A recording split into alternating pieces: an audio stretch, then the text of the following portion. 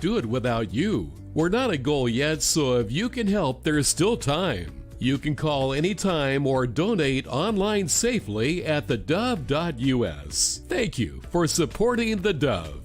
71.5 Golf Challenge arrives Saturday, May 17th with a 4-person scramble, morning and afternoon shotguns, and a 6:30 award social. Register your team to win by April 1st for our early bird special. Score the team player pack for just $20 instead of $100 with code Early Birdie. Become a sponsor and help thousands of kids across Southern Oregon. Visit 715.org or call 541-779-3275 today. Remember, at the 71.5 Golf Challenge, your drive changes lives. Are student loans keeping you from other goals? Take control of your financial future by addressing your student debt today. We know that student debt can be confusing, and we have resources to help. Visit the Division of Financial Regulations Student Loan Help site to learn more, or call the Student Loan Ombuds at 888-877-4894.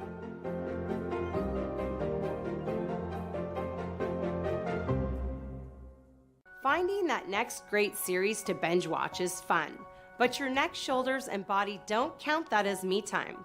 Hi, I'm Tamara Miller, owner of Organic Element Spa, and I invite you to put down the remote, get off the couch, and schedule yourself some real me or we time with your favorite service, like one of our many massages, couples massages, or facials. Your health, safety, and comfort are always top priority with us at Organic Element Spa. We can't wait to see you. Book your appointment today.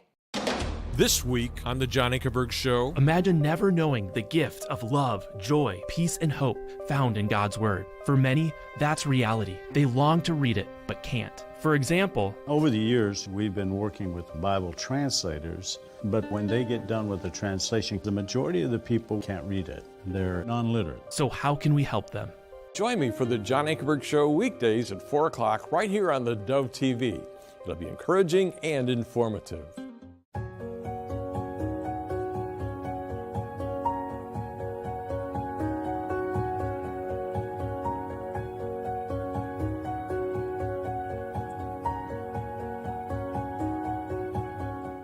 The Dove Spring Boost pray about helping us reach our $128,000 goal during our remodel. Thank you from the Dove.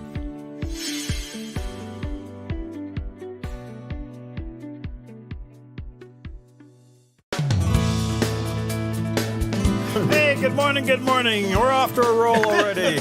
Good morning. Welcome to Mornings on the Dove. That is Jerry Bilden Good right morning. there. Yes. He's back among the living. Yeah, well. He's got his leg up on a pillow. Semi-living.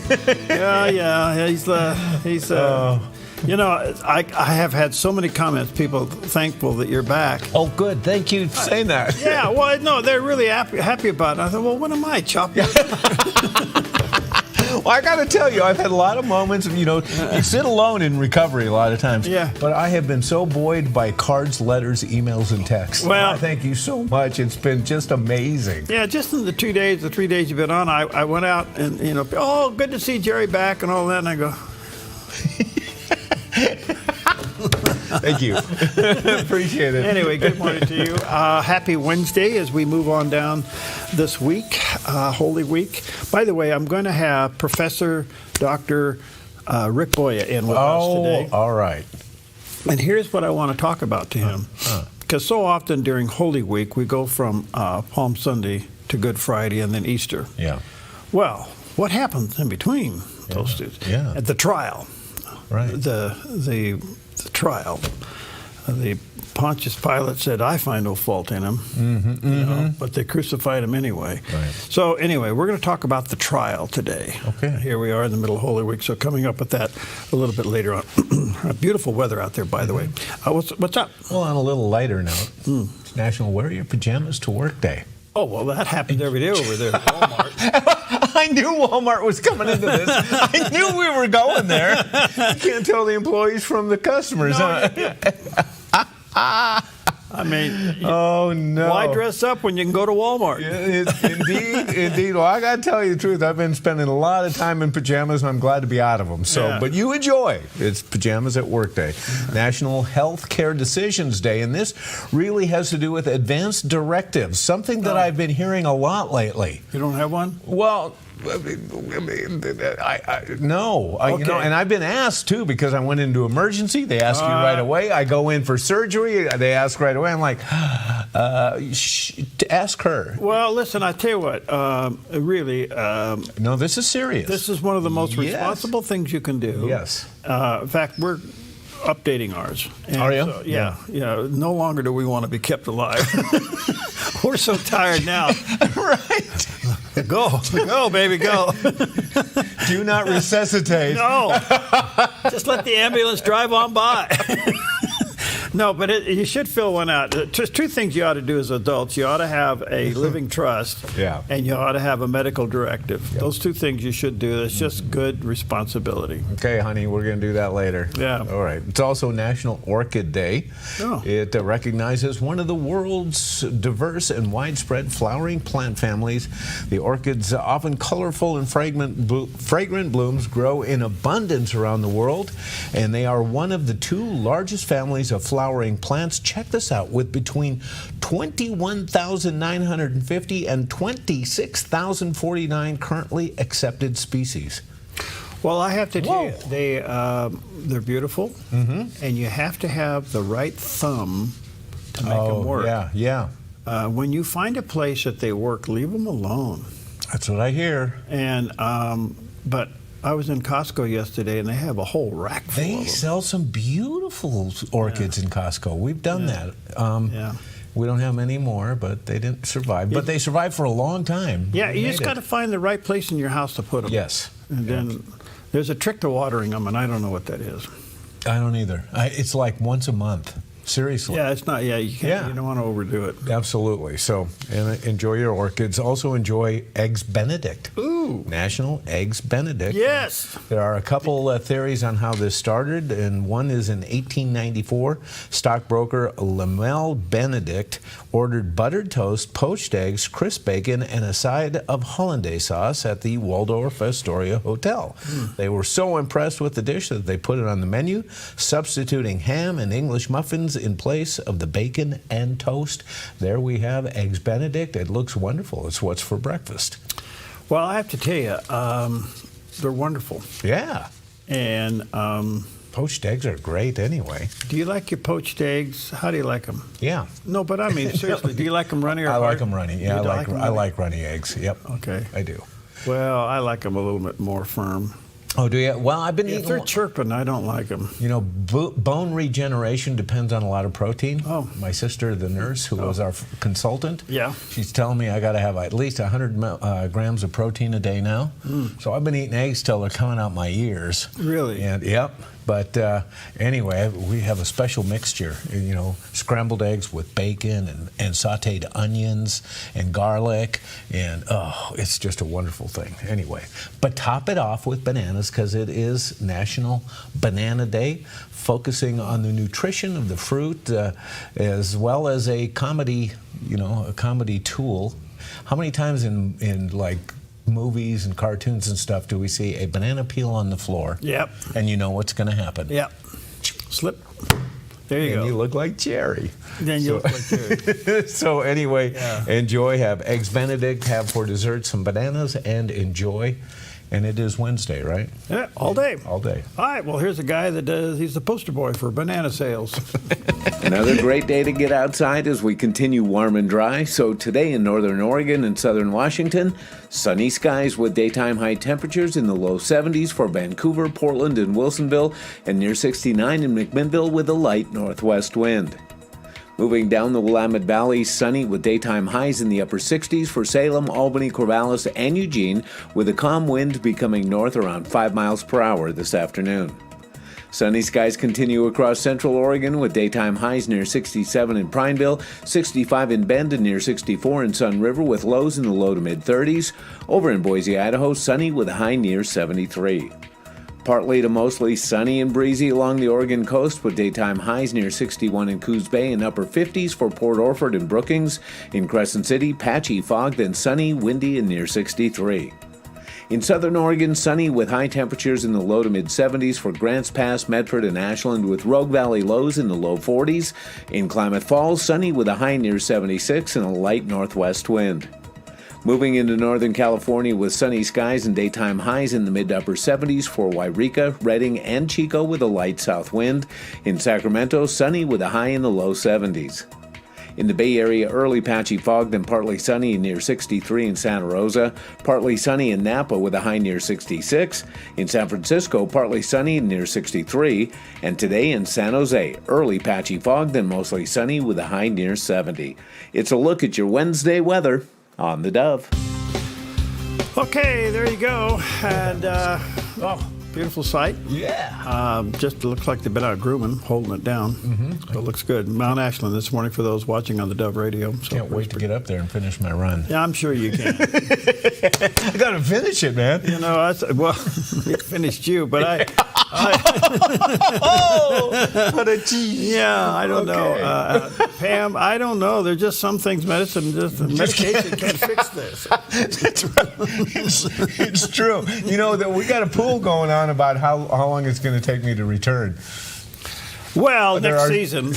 Well, yeah. And so anyway, but if you want to get in, I'll give you the number. Okay. Anyway, now here's an interesting two-word term that's absolutely true, and I never really thought of it this way, but Pastor Greg Laurie talks about the God-man, Jesus, and he knows what you're going through.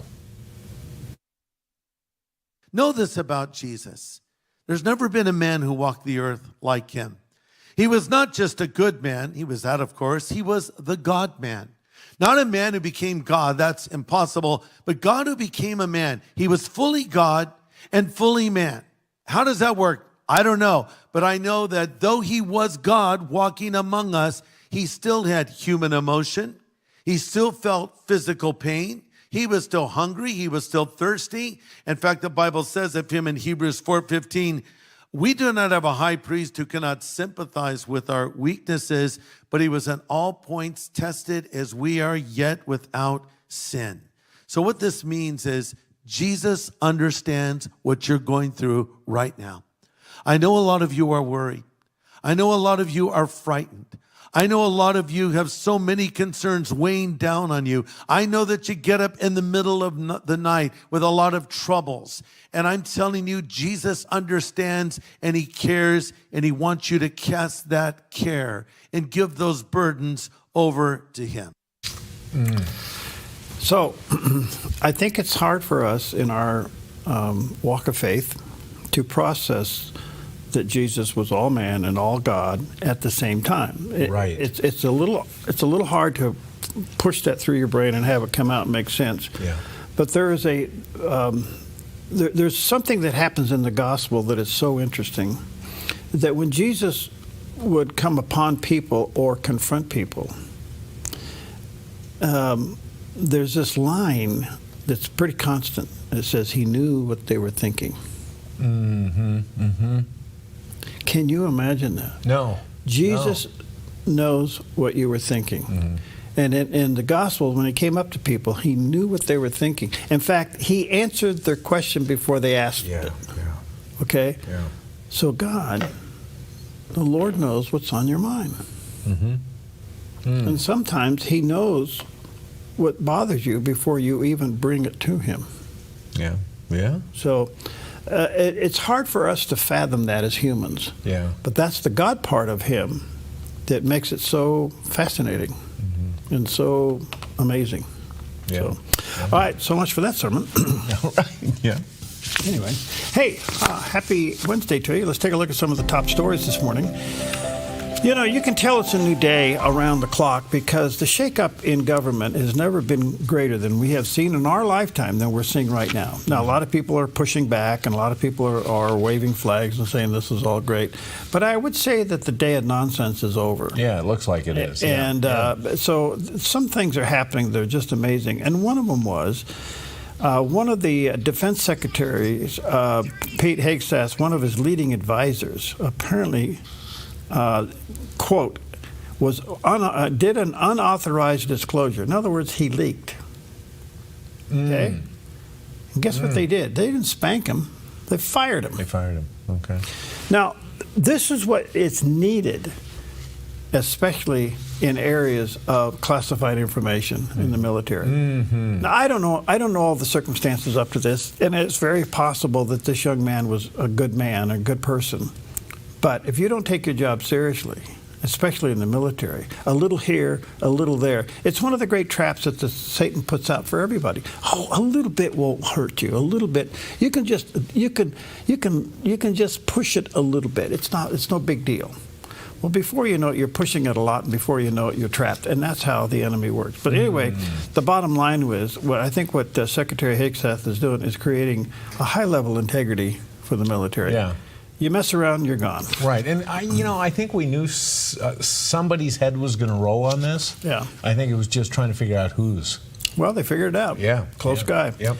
All right, in the meantime, as you know, another federal judge is trying to block President Trump's deporting, and this was the people that were flown in by the United States, flown in from another country by the United States and given all of these privileges as illegal people, and then turn around and give an immunity, and the judge steps up and says, well, you can't do anything with these.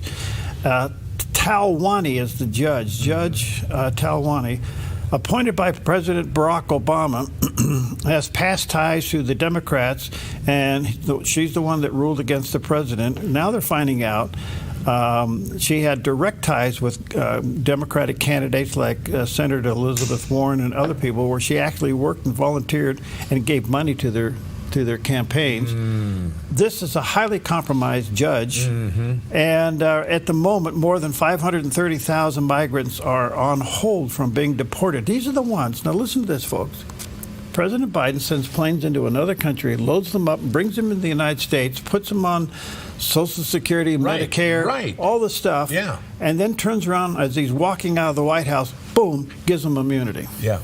Yes. So the question is there's two things going on here. Number one is, can you give immunity to a non-citizen? And that is a decision the court will have to make. Yeah.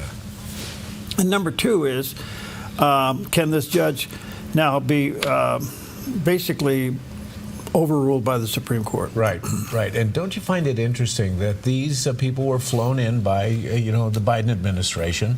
Of course, we're seeing a pattern with these activist judges. They're all Democrat appointed, but they bring these folks in, and you're right, they put them on Social Security.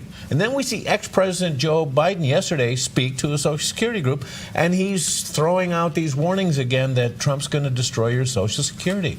I mean, he's talking out of both sides of his mouth on this issue. It was so sad to watch President Biden yesterday. He did everything but fall asleep during his speech. Oh, no. You couldn't understand him, and he's selling fear. And he's totally, yes. That's all he's doing. Yeah. And I'm listening to this, and I go, why is the family letting him out? Yeah. This is horrible. Right. So anyway, all right, so this is an interesting twist. Apparently, the New York Attorney General's in hot water. Now, she is the one that has done everything but lasso Trump himself and throw him under the bus. Right, yeah. She apparently is now going to be brought up on charges accusing her of mortgage fraud. You can't make this stuff up. Oh. How in the world did they find this? Do you know that she's accused of listing her home in Virginia as her primary residence? She listed it at the wrong number of bedrooms in it to help her chances, and she listed her father as her husband on her mortgage application. So, oh, man. Now I will say this. I don't know how this happened, okay, but the Laura Ingraham show was the original people that got the documents on the story. Oh, okay. So I don't know how the leak happened. Who was the whistleblower? Yeah. So anyway, the Trump administration is going to send the AG after her. I mean, this is a novel. Oh, it is. Okay, so anyway, of all people to kind of weigh in, and Jonathan Turley, let's hear what he has to say. Obviously, the irony is perfectly crushing. This is a person who prosecuted Trump for everything short of ripping a label off a mattress. And among the charges that were brought in New York, in not just the civil but the criminal case, was making false or misleading statements to financial institutions. And one of these sections, Section 1014 of the federal code, is prosecuted. It took me about 60 seconds of a search to find cases that the Department of Justice brought against people who falsely claimed that property was their principal residence in order to get loans. So this is well-tread areas for the Justice Department. As for James, if we apply the Letitia James standard that she created, there'd be little question here. This seems pretty straightforward. What the administration is saying is this was not her principal residence. In fact, as a New York elected official, she had to say that her principal residence was in New York. This was an out-of-state residence. But also, they claim that in some of these forms, she actually states that her father is her husband in order to file as a married couple. So there's a lot of those questions. And as you know, the Supreme Court just stated earlier in March in a case called Thompson that they want to see knowing false statements under sections like 1014, not just misleading statements. These are misleading statements. Either it's your principal residence or it's not. Or it's not. Either you're married to your father or he's your father. So they can this can satisfy the Thompson standard. Well, I think that what has happened, the elite left is now getting the covers pulled off. Yeah.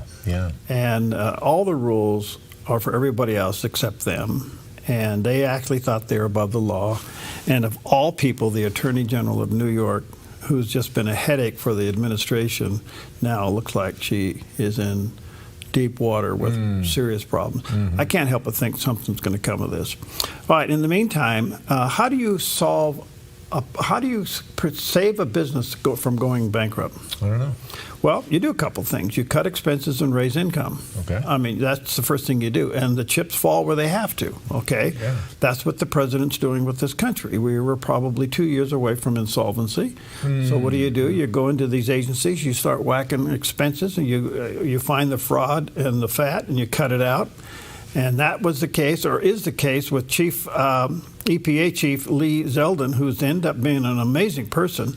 But he is finding, listen to this, trillions of dollars in deregulations that he is going to cut out of the EPA. Trillions of dollars. EPA has become an agency that's worse than OSHA. It sticks its nose into everything you do. True. And so he's in there whacking and deregulating, and he is shocked when he went into the agency. Well, he was on the Megyn Kelly show. He said, talking about as he took over the agency, what were some of the biggest surprises he ran into? And here's what he said. The biggest surprise is how much we can do at once. You know, I was coming in here, I knew that there was a lot of work that we were going to have to tackle. We have a 4-year term to get it done. And you wonder how much can you get done in the first 100 days, in the first year. And everything that we're talking about here, whether it's canceling $22 billion worth of grants, it's the deregulatory actions that were discussed. There's a whole lot of different actions that we are undertaking to better protect the environment that we're proud of. The hazardous material removal response in Los Angeles after the wildfires is a perfect example of that. The Superfund cleanups that we're involved in across the country. The good work to protect human health and the environment and power the great American comeback. We're not picking and choosing what to tackle first. We want to fix everything, and we want to do it right now. It's been a surprise just how much we're able to do at once, and I'm all for it. I'm here for it. I'm happy to be an honor to be part of it, part of this cabinet, which I think President Trump did a great job filling with talent. And here at EPA, we have all the talent we need to make America proud. All right, so the budget of the EPA is around $10 billion. Okay. That's a lot of money. That's a lot of money. And however, he has found $22 billion in contracts that can be cut. Oh, wow. Now, I don't know how those numbers balance out. Yeah. because if it takes $10 billion to run the agency, but they have grants for $22 billion, that means that their budget is $32 million. Or $32 billion. Yeah. And so that's a lot of money. But anyway, he's whacking like crazy and cutting the efficiency of the operation back. All right. And or increasing the efficiency and cutting the overhead down. Well, there you go. A couple things going on this morning. Hey, happy Wednesday to you. Happy Wednesday indeed. Yeah, I'm looking for the Egg Benedict thing. I want my eggs a little bit more firm. He can have his running. We'll be right back.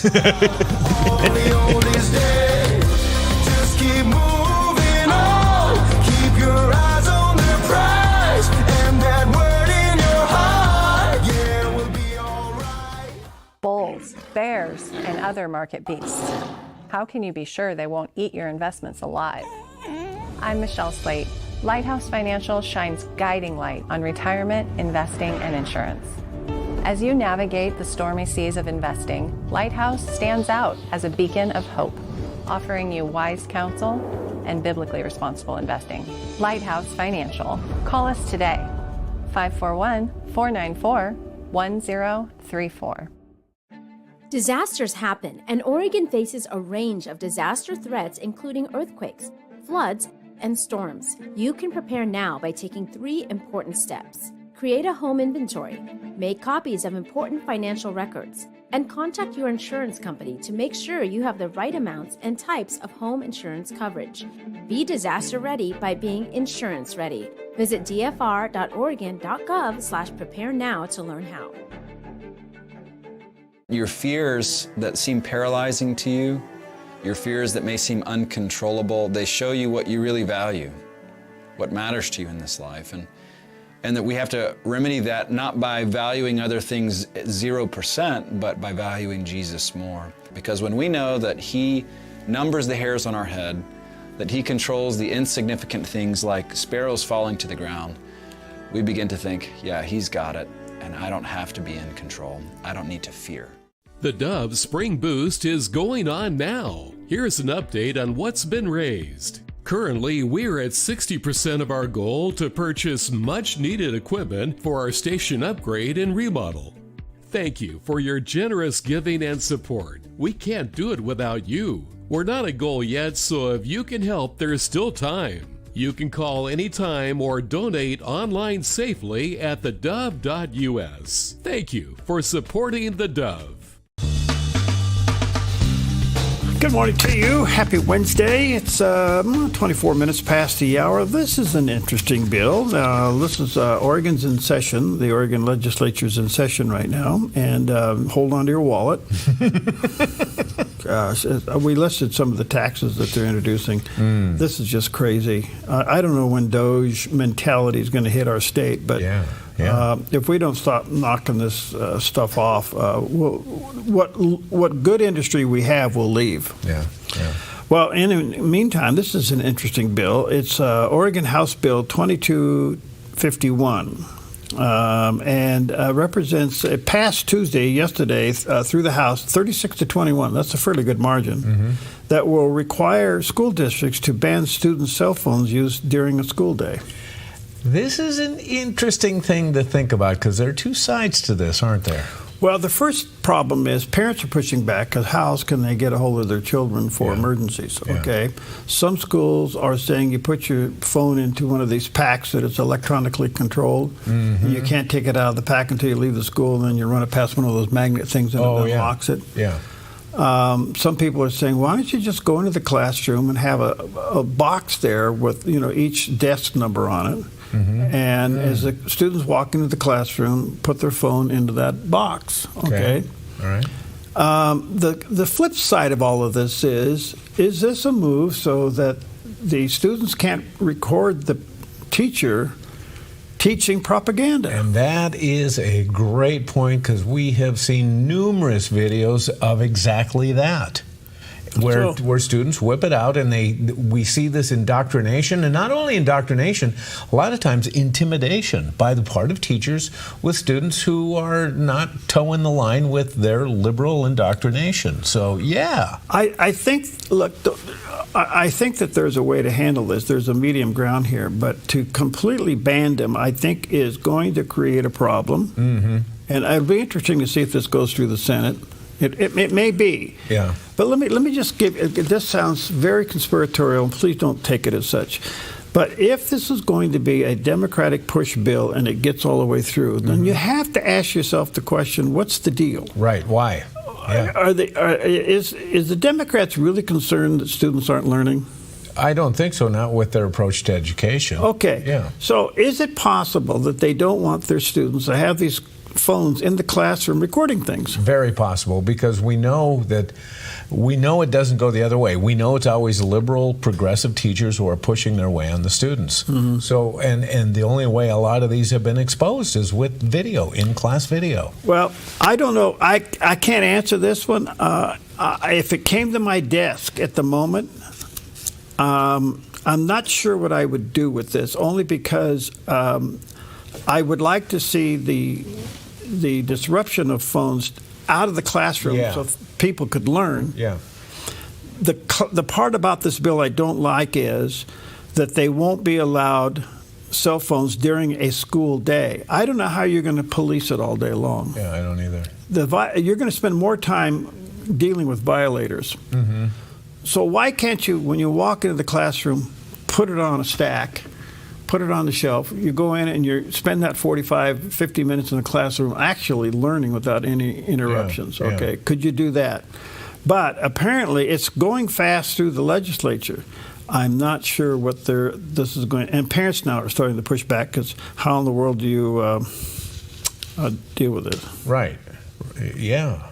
Yeah, that's a good question. Okay, so if it's passed at the state level, then it comes down to school boards. Yeah. How are they going to implement it? I don't know. Yeah. Do we need this bill? I don't know. I think that we all agree that phones can get in the way. You know, when we have staff meetings and such, it's nice to have things turned off, because it's an interruption. I mean, even in church now, we have a notice above not only telling us to turn off our cell phones, but telling us how many Sundays it's been since we had a cell phone interruption. Oh, you got that one doing. Yes. I like so it. That's a real issue. I like it when you go into a business meeting or a business luncheon. Yeah. And everybody puts their phone on the table. Yep. And the first one that grabs it has to pay lunch. That's great. The first one that reaches for the phone and takes it, they have to buy everybody lunch. I love, what we do? When all the grandkids and stuff are together, we sit down to eat together. If somebody eats before we pray, they have to say the prayer. Oh. Well, no, you don't want prayer to be a... no, not a penalty, but now you better really give a very thankful prayer. So I was talking to a good friend of mine the other day, Michael Brown. He was here. He helped us do the TV here. Yeah. So his last son was born in the United States. Mm-hmm. So, yeah. Asher. Right. So they were having a family meal, and he prayed. Okay. And when he got done praying, his middle son, Lucas, says, "Dad, that wasn't very sincere." Really? Yeah, I go, wow. Well, he's a birthright citizen. Yeah, no, that was the middle one. Oh, Luke. no, the prayer. Asher, the prayer yeah. is the birthright citizen, yes. So, don't tell me your kids aren't listening. They are. But anyway, I don't know about this school phone thing. I think it could be something that's going to be a can of worms, because how are you going to enforce it? Yeah, this is something. And what's the consequences for breaking it? Right. I don't know. Yeah, this is a two-sided issue. It is a two-sided issue. Yep. All right, let's take a look at the satellite image. This is a one-sided issue. And severe clear out there. And you know what? We don't see anything for well over a week. Yeah. Just nice weather. And what's really neat about it, it's perfect temperatures. We're in the upper 70s, low 80s in some areas, in the 60s in some areas. So very, very, very nice out there. All right. Well, Mike Huckabee, when's he go to Israel? He leaves tomorrow. Oh, really? He arrives tomorrow. Okay. Well, he was, obviously, he's the U.S. ambassador to Israel, and he joined Maria Bartiromo and talked about his first order of business when he gets to Jerusalem, and he also talked about what it's going to take to end the war. The first thing I'm going to do is to take a prayer that the president gave me on Thursday when I met with him at the White House. And I'm going to take it to the Western Wall, and I'm going to place it there on behalf of the American people and on behalf of the president. I can't think of a better way to begin my tenure than to let the people of Israel know that the president stands with them. He wants their safety, their security, and he wants the hostages home. And that's the first priority, especially the American hostage that has been held now since October the 7th of 2023. There has to be some recognition on the part of Hamas that they have no future. They don't. They're not going to be able to remain in Gaza. They're not going to be able to govern anything. They're not a government. They're not an army. They're a terrorist organization, and they're the ones responsible for the tens of thousands of unfortunate Palestinians who had the misfortune of electing Hamas to power back in 2007.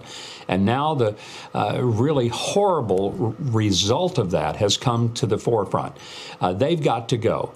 The Iranians have to understand there is no nuclear weaponry in their future. The president has made that clear.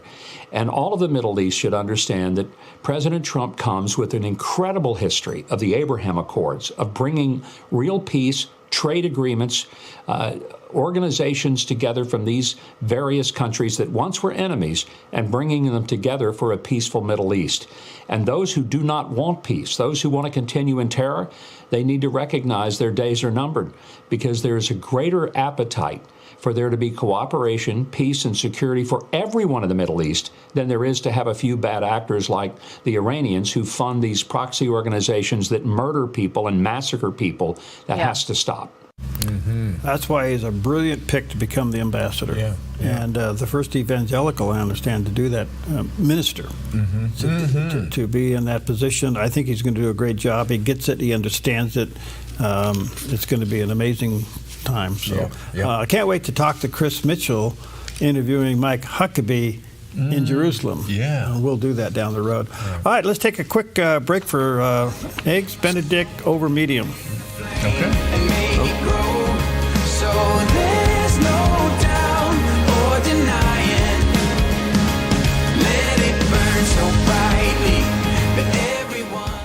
The Dove Spring Boost is going on now. Here's an update on what's been raised. Currently, we're at 60% of our goal to purchase much-needed equipment for our station upgrade and remodel. Thank you for your generous giving and support. We can't do it without you. We're not a goal yet, so if you can help, there's still time. You can call anytime or donate online safely at theDove.us. Thank you for supporting the Dove.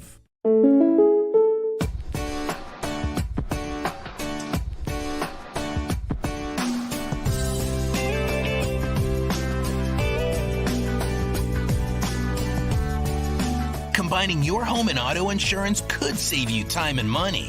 And who doesn't like that? Want surprisingly great rates on auto, home, and life? Now's the time to call State Farm agent Rory Wold in Medford. Like a good neighbor, State Farm is there.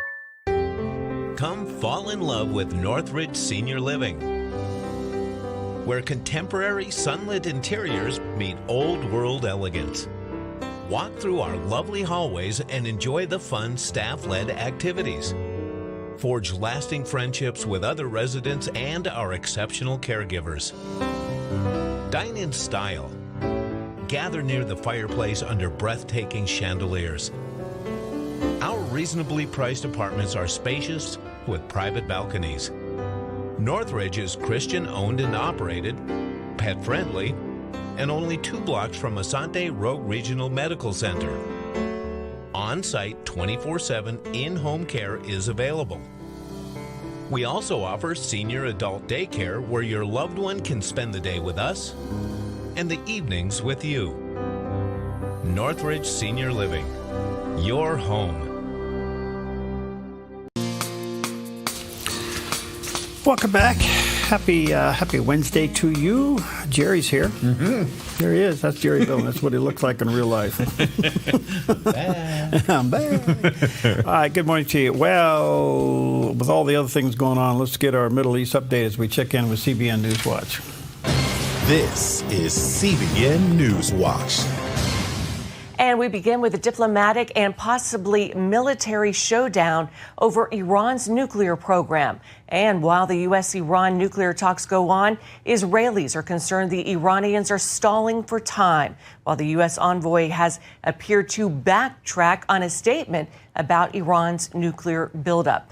But Iran also creating other problems elsewhere. It's moving on an ancient Christian stronghold in Iraq, putting thousands of Christian lives at risk. Chris Mitchell brings us the story from Jerusalem. With the U.S. and Iran scheduled for more talks this Saturday, many in Israel are watching with concern. I think the central concern or the big unknown is whether or not the Trump administration is going to insist during these negotiations with an uprooting or a total dismantlement of the nuclear program infrastructure in Iran. According to U.S. mediator Steve Witkoff, the initial talks focused on how far Iran could enrich uranium. Later, he seemed to walk that back on X. A deal with Iran will only be completed if it is a Trump deal. Iran must stop and eliminate its nuclear enrichment and weaponization program. Lapine says negotiating over enriching uranium goes down the same road as previous administrations. But it didn't take apart the nuclear infrastructure, those underground sites and their centrifuges in Natanz, in Fordow, and other sites across Iran. You know, what Prime Minister Netanyahu described as the Libya model, which is really destroying the very ability to enrich uranium and not just freezing the enrichment uranium process. That's the concern. That's the big unknown. Iran is not only threatening Israel, but tens of thousands of Christians in northern Iraq. Nadine Maenza is the former chair of the U.S. Commission on International Religious Freedom.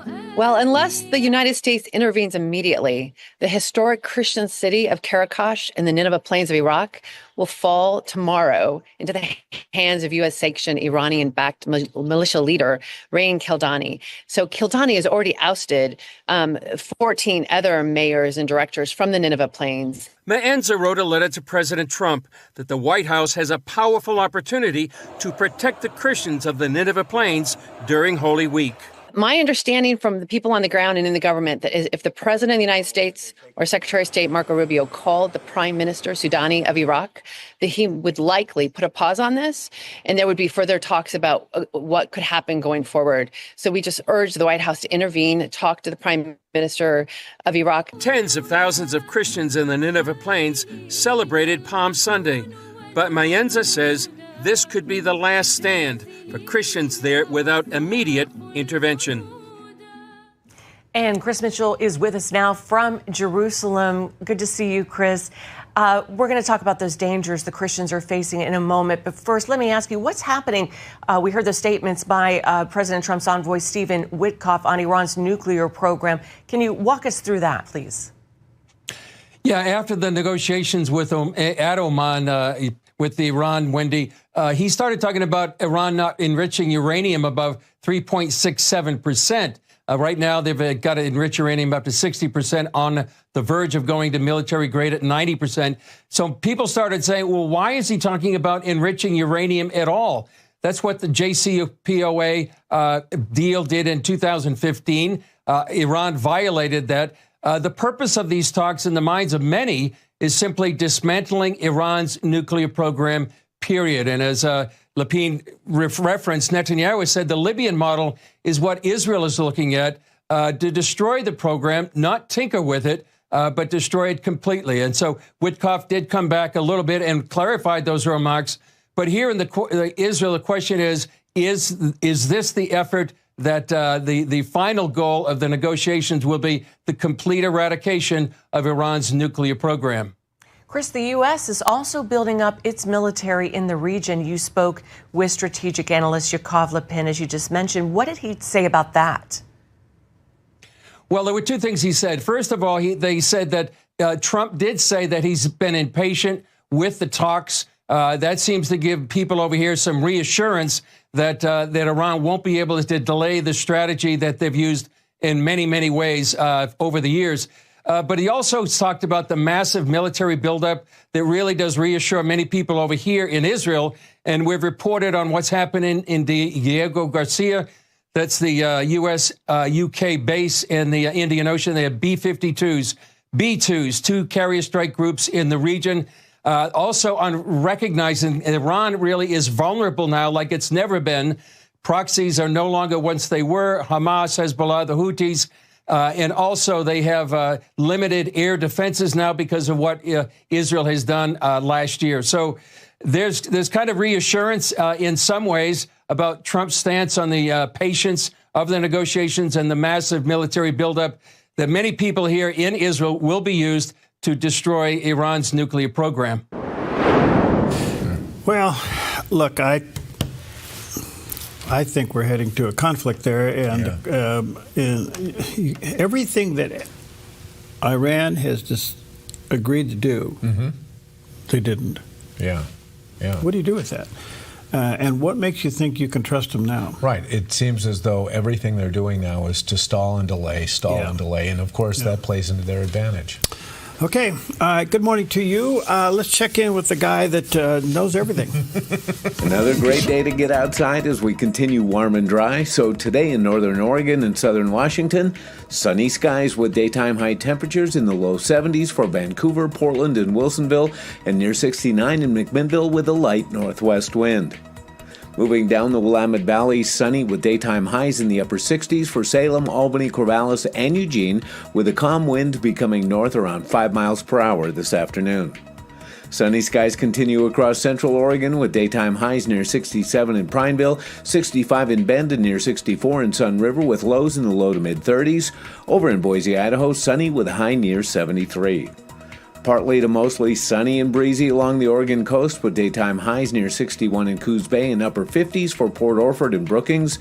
In Crescent City, patchy fog, then sunny, windy, and near 63. In southern Oregon, sunny with high temperatures in the low to mid-70s for Grants Pass, Medford, and Ashland with Rogue Valley lows in the low 40s. In Klamath Falls, sunny with a high near 76 and a light northwest wind. Moving into Northern California with sunny skies and daytime highs in the mid to upper 70s for Wairika, Redding, and Chico with a light south wind. In Sacramento, sunny with a high in the low 70s. In the Bay Area, early patchy fog, then partly sunny near 63 in Santa Rosa. Partly sunny in Napa with a high near 66. In San Francisco, partly sunny near 63. And today in San Jose, early patchy fog, then mostly sunny with a high near 70. It's a look at your Wednesday weather on the Dove. All right, nice shot of Mount Athens, not open. Won't be until Saturday. Yep. All right, good stuff. Hey, do you remember when we used to turn on the evening news and you didn't really wonder if you were getting a slanted version of the news? That was a long time ago. We may not be able to remember it, but it was on this day in history that perhaps the most trusted newsman ever became the anchor of the CBS Evening News. On April 16, 1962, the quiet hum of a newsroom shifted as Walter Cronkite took his seat at the anchor desk of the CBS Evening News for the first time. Calm, composed, and with a voice that seemed carved from the very bedrock of truth, Cronkite opened the broadcast with a steady gaze and these simple words: "Good evening, I'm Walter Cronkite," and America leaned in. In the years that followed, he became more than a broadcaster. He became the nation's conscience. From the moon landing to Vietnam to the Kennedy assassination and Watergate, his delivery was steady, his tone reassuring. When Cronkite spoke, America listened and believed. For nearly 2 decades, his signature sign-off, "And that's the way it is," was more than a catchphrase. It was a promise of truth in an age of turmoil. By the time he stepped down, he wasn't just the face of the news, he was the most trusted man in America. And that, indeed, was the way it was. Yeah, I remember him. And yet he had a left leaning, but you didn't know it. But you had no idea. You know, just like, the nighttime, the entertainment shows like The Tonight Show. And those kind of, you didn't know, what Johnny was. You didn't know some of these guys, Merv Griffin and Dick Cavett. And although Dick Cavett was a little bit left, but they still contained themselves. Yeah. Yep. Oh, well. Well, listen, I read earlier this week the proclamation, or actually the prayer given by President Trump for this week, Holy Week. It's an amazing prayer. Well, Franklin Graham weighs in on this. He was talking to CBN News about it, and some of the, not only the Easter proclamation made by the White House, but the events and the special things that are taking place this week. Not only will he be attending, but a couple of those he'll be hosting. And here it is. Well, first of all, I think this proclamation is historic. There has not been in my lifetime a president that has communicated the gospel as clearly as he has. And for all the naysayers out there that have been, poo-pooing Donald Trump, Christians, saying that he's not a Christian, all that sort of stuff. Well, first of all, you're not to judge. But secondly, he's very clear in this proclamation. And I'm so proud of him for doing it. And I just pray that God will bless him and Melania and his family, and that God would guide and direct his entire administration. He's got a lot of huge issues in front of him. And we just pray that God will just guide his steps and direct him. When that bullet went through his ear in Butler, Pennsylvania, I think it changed him. I think that was a wake-up call, and he heard it. He heard it loud and clear. There's a special dinner at the White House with about 40-some people with the president, and it's an honor to be able to do that. And then I'm going to be there the next day for a special White House where I'm speaking to the staff at the White House about Easter. So I'm just going to share the gospel. That's what Easter's all about. It's about God sending his son, taking the sins of mankind, dying and shedding his blood on the cross, being buried, and taking our sins to the grave. And on the third day, God raising his son to life. And if we repent, turn from our sins, and by faith, simply believing in Jesus Christ, God will forgive our sins. And and Easter's about a second chance. And God's reaching out to all of us, saying you can have a second chance. Just acknowledge my son. Put your faith and trust in him. But I'm just thankful that we've got Donald Trump in the White House. He is, I believe that he, no question, I believe he believes in God and that he trusts in him. And now he's not a preacher, but he's just, this proclamation, he gave one of the best sermons for Easter that many pastors will give from the pulpit. Donald Trump is not afraid of his faith. He's not ashamed of his faith, and he's willing to let the world know it. And people of other faiths aren't turned off because he talks about his faith. I think people admire him for that. I think people of other faiths admire him for being bold and unafraid to share what he believes. And I just say, God bless him. Yeah. Well, that's quite a statement. Yeah. And we have to understand one thing about Franklin Graham. He does have a personal relationship with President Trump, right, and we need to respect that. I see a parallel here. It's just my own observation. Mm-hmm. Rush Limbaugh was a very strong Christian, but you wouldn't know it listening to his show. Yeah. Because he did not want that to be a stumbling block for a lot of people that tuned in. Okay. And then it became more pronounced after he was diagnosed with his cancer before he passed away. He began to talk more about his belief in God. His brother, David Limbaugh, who I've interviewed on several occasions, not only is a strong believer himself, he's an attorney, but he spoke about Rush's faith. And I have this book that I keep referring to. It's on my nightstand. I go back and forth where Rush is giving statements of faith. So the only thing I can say is you can't necessarily judge the book by the cover. Right. Yeah. And it's interesting, we want grace to get saved. Yeah. We don't give grace to stay saved. Oh, yes. Yeah. Oh, I'm sure I'll get a letter on that. We'll be right back. All right.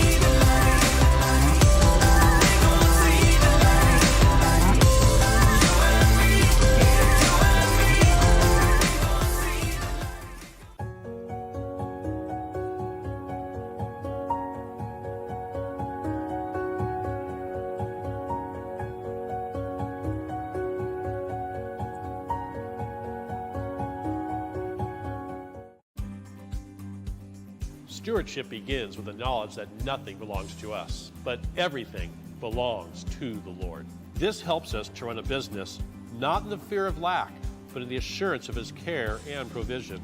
Such a perspective eliminates the drive to sell and replaces it with a heart that says serve. This begins with serving our clients and coworkers with integrity and genuine care. That's why at Kelly's, it's automotive service with a heart for God, and treating others as we ourselves would want to be treated. Our promise is to never sell our clients anything we don't believe they need. Another is to do all we can to meet other needs, such as shuttle service and loaner cars, or taking the time to really listen, even at times praying with our customers. Sometimes this means sacrifice, going above and beyond. But that's why I work for Kelly's Automotive Service, honoring God while serving people with honesty and integrity. At Sweet Tea Express, we've got you covered. Order at the counter and our friendly service staff will do the rest. Burgers, salads, sandwiches, barbecue platters, sides, and more. Smoked, grilled, and served to perfection. Sweet Tea Express, breakfast, burgers, and barbecue. The Dove Spring Boost is going on now. Here's an update on what's been raised. Currently, we're at 60% of our goal to purchase much-needed equipment for our station upgrade and remodel. Thank you for your generous giving and support. We can't do it without you. We're not a goal yet, so if you can help, there's still time. You can call anytime or donate online safely at theDove.us. Thank you for supporting the Dove. Good morning to you. Happy Wednesday. Beautiful day in the neighborhood. Get up and shine today. It'll drive people crazy. Yeah. Anyway, okay. good. Anyway, SMBC chief economist Joe Lavorgna. Yeah. Okay. Joined Fox Business and talked about, China is going to come to the table. It's just a matter of time. Here's his take. Secretary Bessent mentioned during dialogue with Japan. We just mentioned India. China will be isolated, but that also sets up an opportunity to negotiate. It's just, I don't think it's happening immediately, meaning in the next couple of days per se, but yes, they will eventually come to the table. A deal will be done. China is itself in trouble. Their economy is not doing well. And my question is, where do they sell all those products that used to come to America, $300 billion worth a year?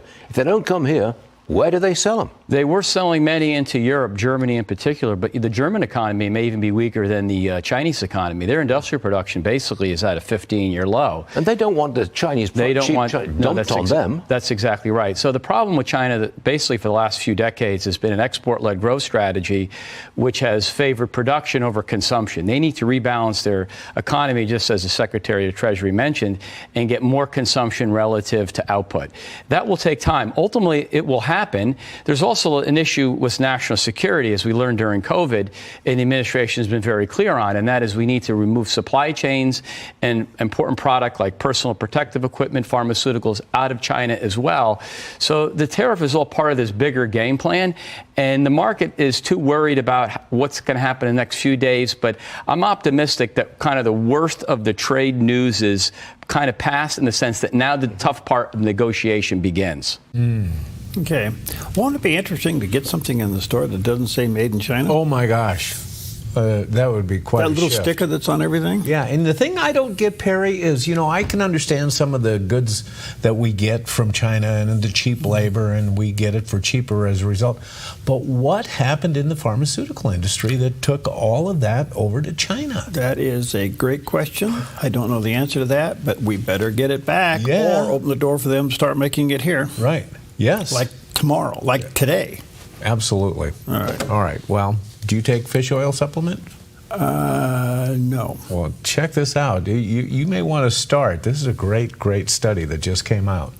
In a fascinating new study, several dozen participants were separated into groups and fed either a fish oil supplement or fish itself, and the supplement proved more effective at delivering omega-3 fatty acids into the body than the actual fish. It was for years the norm, and likely still is in some quarters, for physicians to recommend trying to get all vital nutrients from foods and not rely on supplements. But the study at least has shown this to be wrong, as both white and oily fish weren't able to replicate some of the more penetrative effects of omega-3 from a supplement. As a result, those who can't afford to eat cod or salmon every day may need not to worry about it. The strength of the study is that it was double-blinded and placebo-controlled, meaning that neither the participants nor the scientists knew who got the fish oil and who ate fish, and in what combinations, a technique known as the gold standard in scientific research. Analyzing the data after the study had been concluded revealed that a rather complex marker of disease called extracellular vesicles, or EVs, had only been improved by the presence of an additional intake of omega-3 from a supplement and not by the consumption of white or oily fish alone. EVs are implicated in a number of cancers as well as neurodegenerative diseases, atherosclerosis, neurological problems, chronic inflammation, and aging. Take, eat your fillet of fish, but take your fish oil supplement too. Okay, Psalm 71:16, with the mighty deeds of the Lord God I will come and I will remind them of your righteousness, yours alone. Take that with you today. Beautiful day on the hill. No Jerry up there. Yeah. Yahoo! The Dove Spring Boost is going on now. Here's an update on what's been raised. Currently, we're at 60% of our goal to purchase much-needed equipment for our station upgrade and remodel. Thank you for your generous giving and support. We can't do it without you. We're not at goal yet, so if you can help, there's still time. You can call anytime or donate online safely at theDove.us. Thank you for supporting the Dove.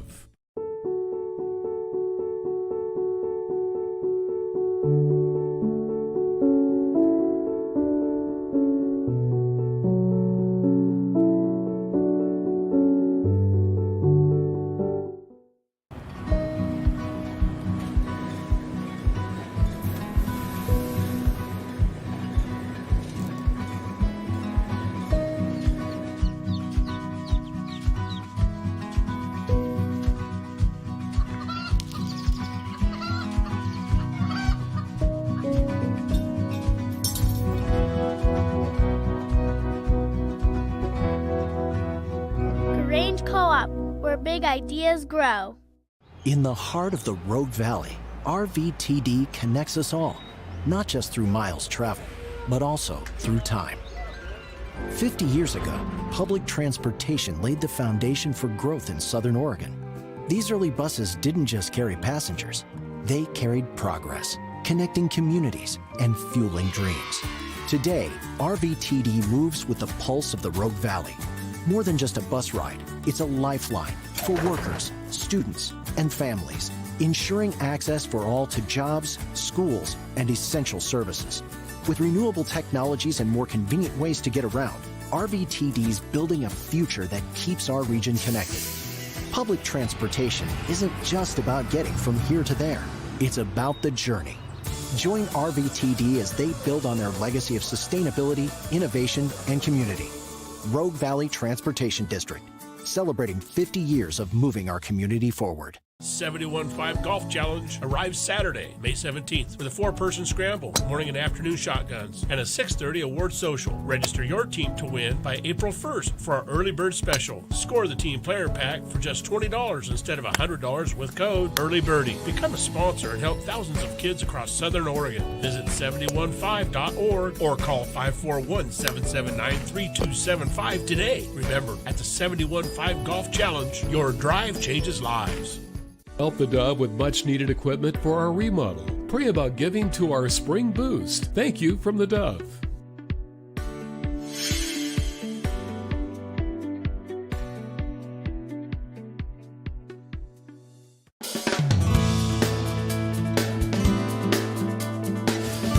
Good morning. Happy Wednesday. Welcome to Mornings on the Dove, starring Jerry Bilden. Oh, yeah. Well, good morning. Thanks for that. Yeah, this is the Jerry Bilden Show. Oh. I'm his guest, permanent guest. Anyway, good morning to you. Happy Wednesday. We're in the middle of Holy Week, Passion Week, a lot going on this week. Hopefully you are taking the time to just step back from all the noise of life and consider and process what this week really is all about. It is the most important week in the Christian life. And all the things. Later on this morning, I'm going to have Dr. Rick Boya with us today, and we're going to talk about something that doesn't get talked about this week. We always go from Palm Sunday, the triumphal entry of Jesus into Jerusalem. Yeah. We jump all the way over to Good Friday, then we go into Easter Sunday. Yeah. Well, there's several things in between there. Maundy Thursday, which is a special service a lot of churches have in recognition. That's when all 12 abandoned Jesus.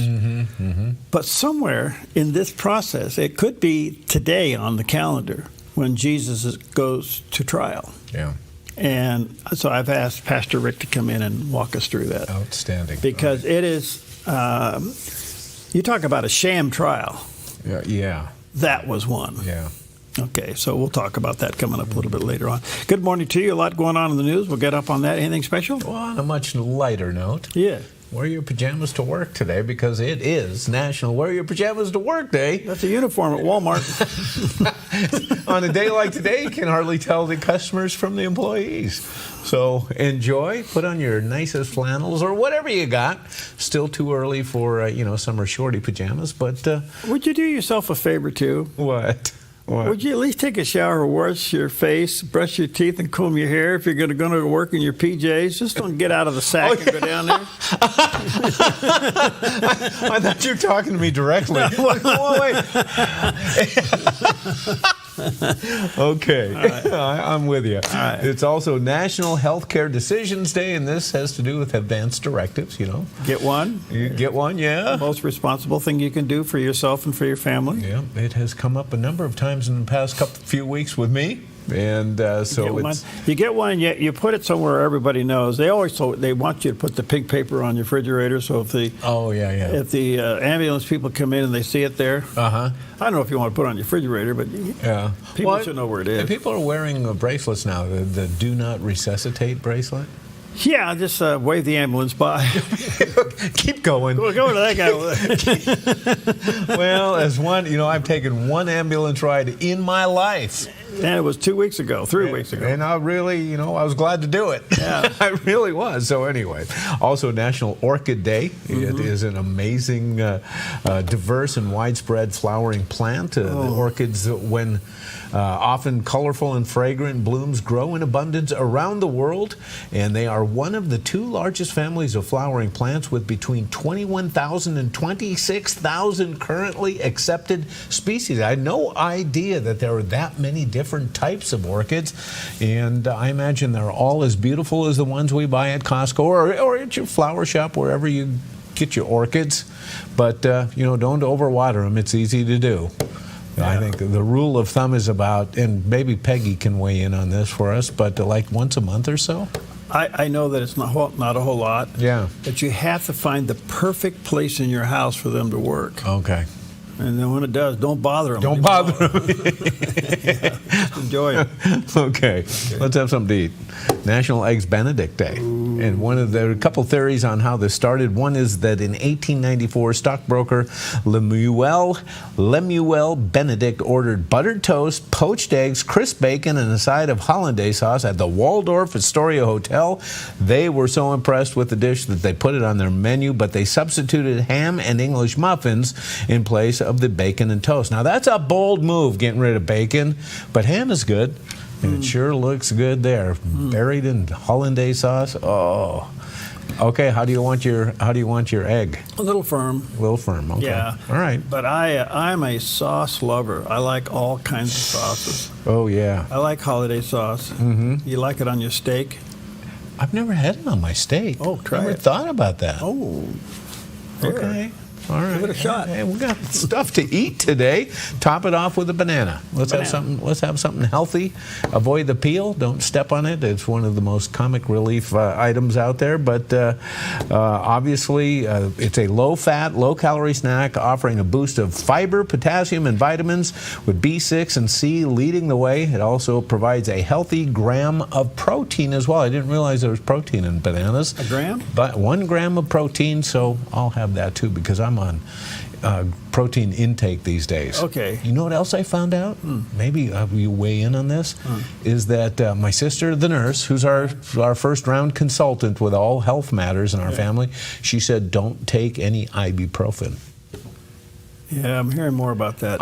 Especially during a broken bone issue, because ibuprofen supposedly inhibits regrowth and bone regeneration. So I'm not on ibuprofen for now. Really? Yeah.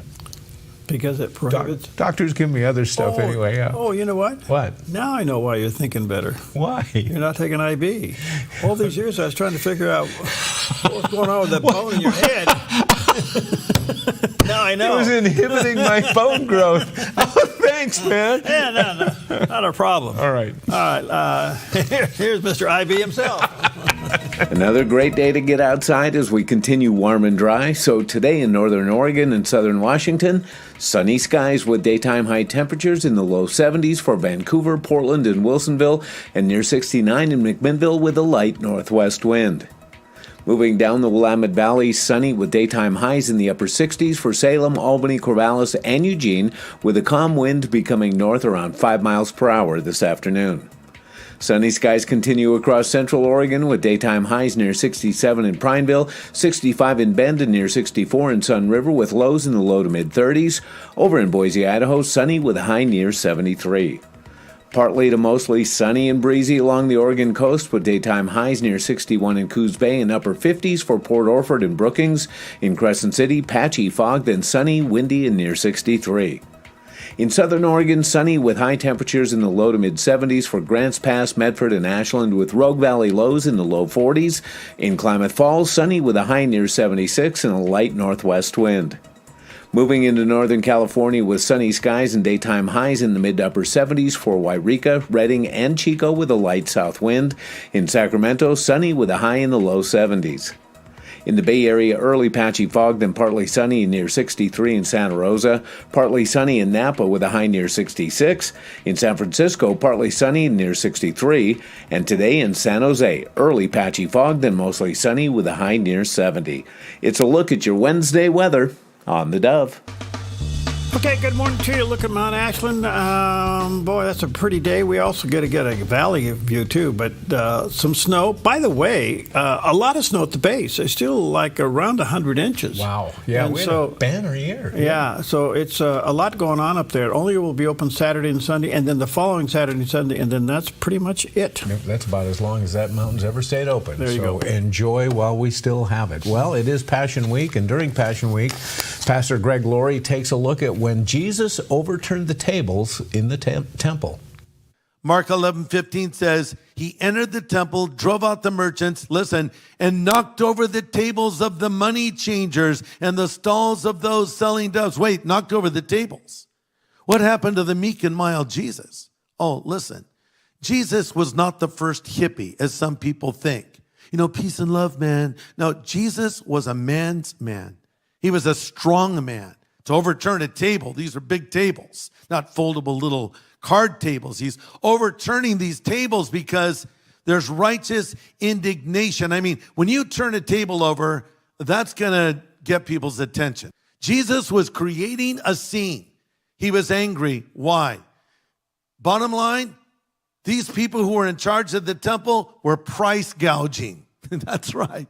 See, here's how it worked. You came in with your little lamb that you loved, and you're going to offer it as a sacrifice. And one of the people in charge would say, well, this is not really acceptable, but we have these other animals you can buy at a hiked up price. And so this angered God because these people were standing in the way of people coming to believe. But here's the bottom line with the Lord. He doesn't like it when someone stands in the way of a sinner who wants to believe, because God wants all people to believe. So here's my question for you. Are you a bridge or a barrier to people coming to Jesus? See, there's 5 gospels. You say, no, Greg, you're wrong. There's 4. No, there's 5. Matthew, Mark, Luke, John, and you. You're the 5th gospel. You're the only Bible some people are ever going to read. What kind of a representative of Jesus Christ are you? Mm-hmm. I have, in days gone by, I've told some people to take the Christian sign down. What? Yeah. The way they act. Okay. public. Yeah. Well, you know what? I know somebody who had a little a fish sticker on their bumper, but they took it off because it was inhibiting the way they drive. Seriously, I thought, yeah, dude, you need to put it back on and then pay attention. Yeah. Well, as they say, what's he said? Kind of paraphrasing, preach the gospel all times, and if necessary, use words. Yeah. So you are the fifth gospel, no question about it. Good point. Yeah. All right, 11 minutes past the hour. Good morning to you. Let's take a look at some of the top stories. Well, it's a new day in America as the government at all levels is being not only shaken, but shrunk. They're shrinking it. They're bringing the size of government down, and it's really causing a lot of headache in a lot of ways. But it's also time where they are saying, look, if you don't play by the rules, you're out of here. Yeah. Well, who was the leak inside the Department of Defense? As Pete Hegseth, Secretary Hegseth's leading advisor, Dan Caldwell, was escorted from the Pentagon yesterday for being identified during the investigation into the leaks of the Department of Defense. And they basically said that he's on administrative leave for, quote, an unauthorized disclosure. This is serious stuff. Very serious, yeah. And so, especially when you're the Department of Defense and you're dealing with classified information and you got somebody who can be cavalier about information, you're out of here. Do you think he's the only one that's going to go down for this? Well, that's a great question because who did he tell and who did he tell? Right. I remember our pastor getting up one time dealing with a rumor in the church. Oh, okay. And he said, I tell you what I'm going to do about this rumor. He did it from the pulpit. I'll never forget it. He said, I know who started it. And the person sitting out there. I'm going to come to you. Really? And you're going to tell me who you told. I'm going to go to that person. Really? And whoever you told, I'm going to go to that person. And that rumor dried up like that. No kidding. Wow. And so what has to happen here is to nip things like this really quickly. And so the Secretary of Defense said, you're out of here. Wow. That ought to send a little bit of a shockwave through the team. I think so. Yeah. All right, federal judge blocking the president's deportation of 530,000 immigrants. Now listen to this, folks. You got to get your head around this. President Biden flew these people into the United States over the border illegally, brought them into the United States, put them on Social Security and Medicare and other things. They're illegal people, and then turned around on his way out of the office and gave these illegal people immunity. And this judge, last name is Talwani, come to find out is a Democratic supporter in many, many ways, worked on various campaigns, gave money to various campaigns, John Kerry, Elizabeth Warren, Obama. She's an Obama appointee, and she said to the president, you cannot deport these people. Well, this is going to go to the Supreme Court. You can see it coming. And apparently, she's a left-wing supporter. So don't tell me that the judiciary in America hasn't been compromised. It's not only compromised, it's been politicized. Yeah, and we see something in common with all these activist judges, and that's who they were appointed by. I think it's absolutely an organized movement on the part of the judiciary. So this is going to bring up two things. Question number one, can a president pardon a non-citizen? I can't imagine in my mind, I'm not a lawyer, as somebody says, the first thing you learn in law school is use the term, it depends. That's the first thing you learn in law school. And when you ask a question, well, it depends, okay? All right, but in this case, does the president have the authority to pardon somebody that is not a legal citizen of the United States? Interesting, yeah. That's going to be a case for the court to hear. But the court precedence on deportation has already been set by the Supreme Court, and I think this will get slapped down. But in the meantime, the administration's got to go through it. And in the meantime, one of the most famous deported people down to El Salvador is now a contingent of Democrat representatives are putting together a field trip. They want to go down and do a welfare check and for a photo op to see. Now, these are the same guys that wouldn't stand for the memory and the parents of Lake and Riley. So we got a weird thing going on here. The Democrats still don't seem to get it. Carry on.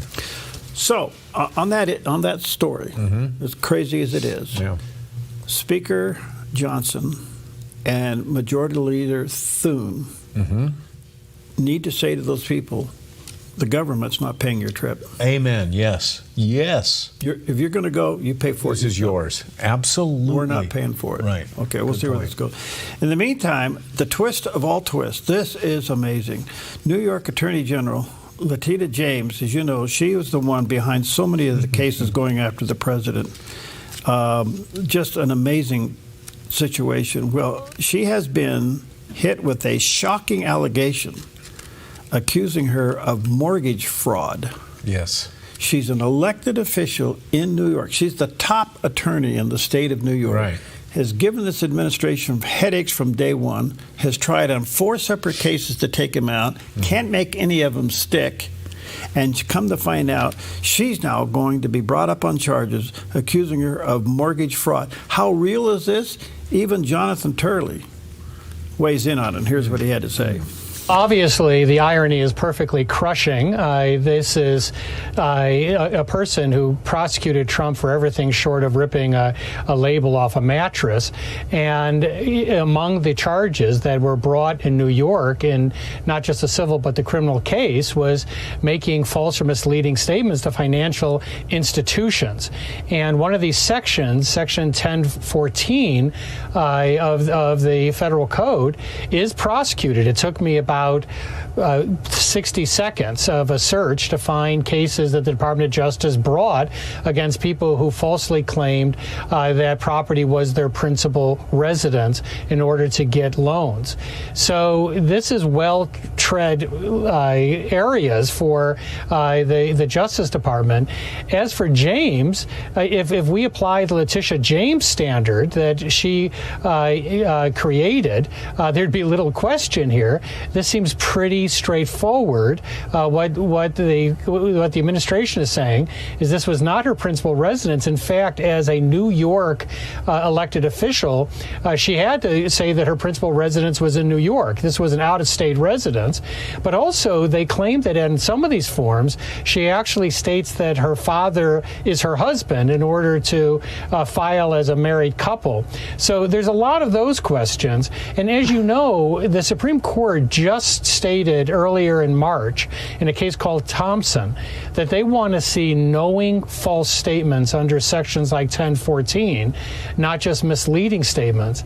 These are misleading statements. Either it's your principal residence or it's not. Or it's not. Either you're married to your father or he's your father. So they can this can satisfy the Thompson standard. Well, it's what you say. You know, Democrats accuse Republicans of exactly what they're doing. Well, here you go. This will just have to play out, but it just shows you that the elite left does consider themselves above the law. Yeah. Yeah. Okay. And the other story is EPA, as you know, has been taken over by a gentleman by the name of Lee Zeldin. We've heard from him a lot. He's really quite a guy. He is saying now, EPA, as you know, is so intrusive. This agency is growing into like the big fly in the room, you know, buzzing around. Anyway, he's saying that without compromising the agency's mission, he sees trillions of dollars that could be saved in deregulations. But when he took over the agency, he was really surprised to hear about a lot of things inside the agency. When he was appointed by the president to take the agency over, he was asked, well, how surprised were you to find some things? And he said this to Megyn Kelly. The biggest surprise is how much we can do at once. You know, I was coming in here, I knew that there was a lot of work that we were going to have to tackle. We have a 4-year term to get it done. And you wonder how much can you get done in the first 100 days, in the first year.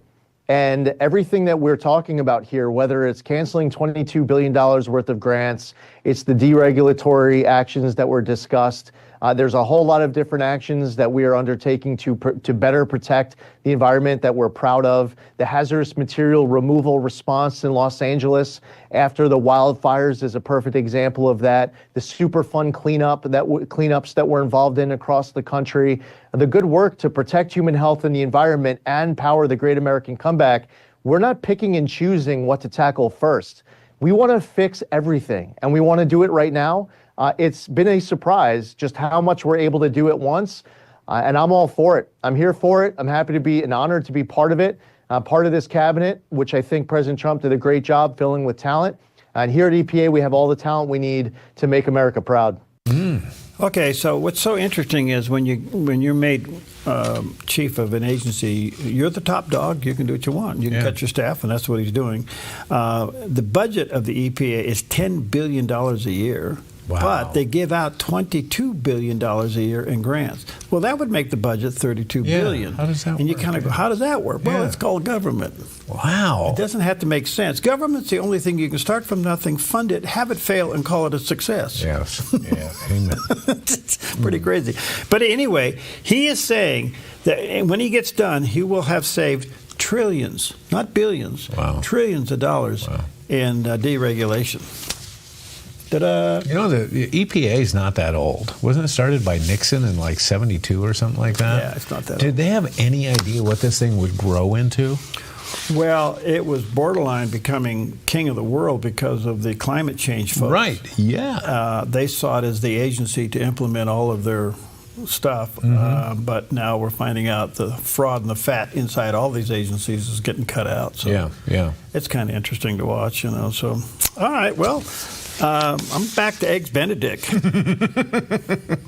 Okay. Now, wait a minute. Can you have an Eggs Benedict with bacon and not ham? Well, maybe. Would it be Benedict then or Frederick? Biden. Eggs Fred. Oh, God. Don't say that.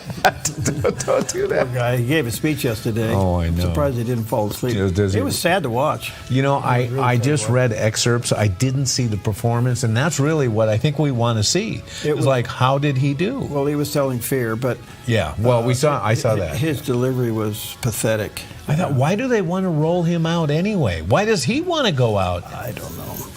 I know, but excuse me, I didn't want to ruin a good meal. I called Eggs Benedict. Yeah, I lost my appetite. Did you? Yeah. But if it came, you'd eat it. Oh, yeah, okay. Okay, we're right back. No matter who you are, and no matter what you've done, there will come a time when you can make it on your own. And if you're out of desperation. Your property demands equipment with more reliability, durability, and versatility built in. Kubota equipment is ready to get the job done right.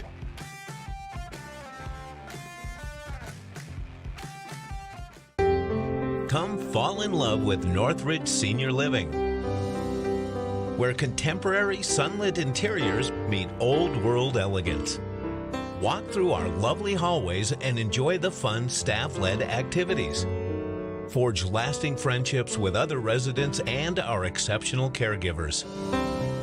Dine in style. Gather near the fireplace under breathtaking chandeliers. Our reasonably priced apartments are spacious with private balconies. Northridge is Christian owned and operated, pet friendly, and only 2 blocks from Asante Rogue Regional Medical Center. On-site 24/7 in-home care is available. We also offer senior adult daycare where your loved one can spend the day with us and the evenings with you. Northridge Senior Living, your home.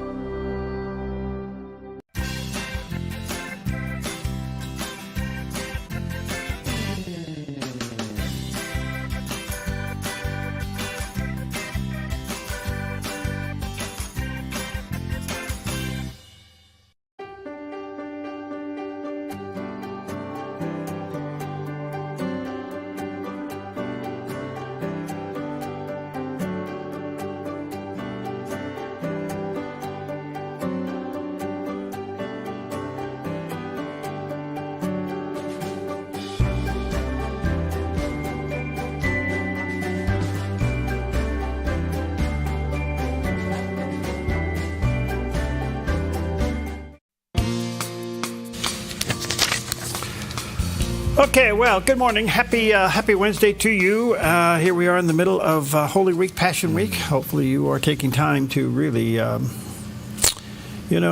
spend some extra time with the Lord and understanding the price that was paid for your redemption. Well, As I said earlier, the Oregon legislature is in session. Hold on to your wallets. There was 4 bills in the last 2 days that were all tax increases at one level or another. Yeah. This is just absolutely crazy. Why we're doing? I don't. Yeah. It's easy to get off on it. Well, here's one for you, and this kind of got my brain on tilt. Now, we mentioned this last hour, and so I've been thinking about it for an hour. Okay. And that is that there's a Oregon House bill that went through yesterday, pretty lively debate. I guess it got argued on the floor for quite a while, but it finally passed yesterday, 36-21, requiring school districts to ban student cell phones use during the school day. Okay. The whole day. Yeah. Now, parents are already saying, what? What about an emergency? Yeah.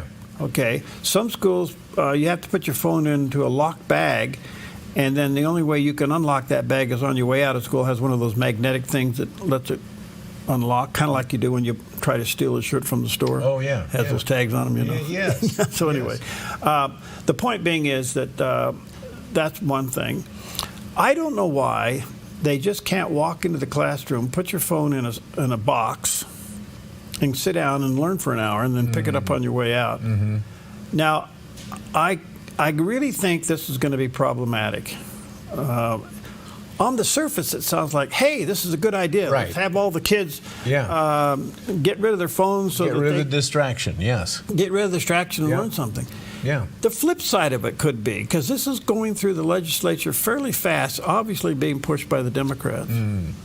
Is this so that the students won't record the teachers and what they're doing? You know what? Is that the red flag that goes up when you realize that this is being pushed by Democrats?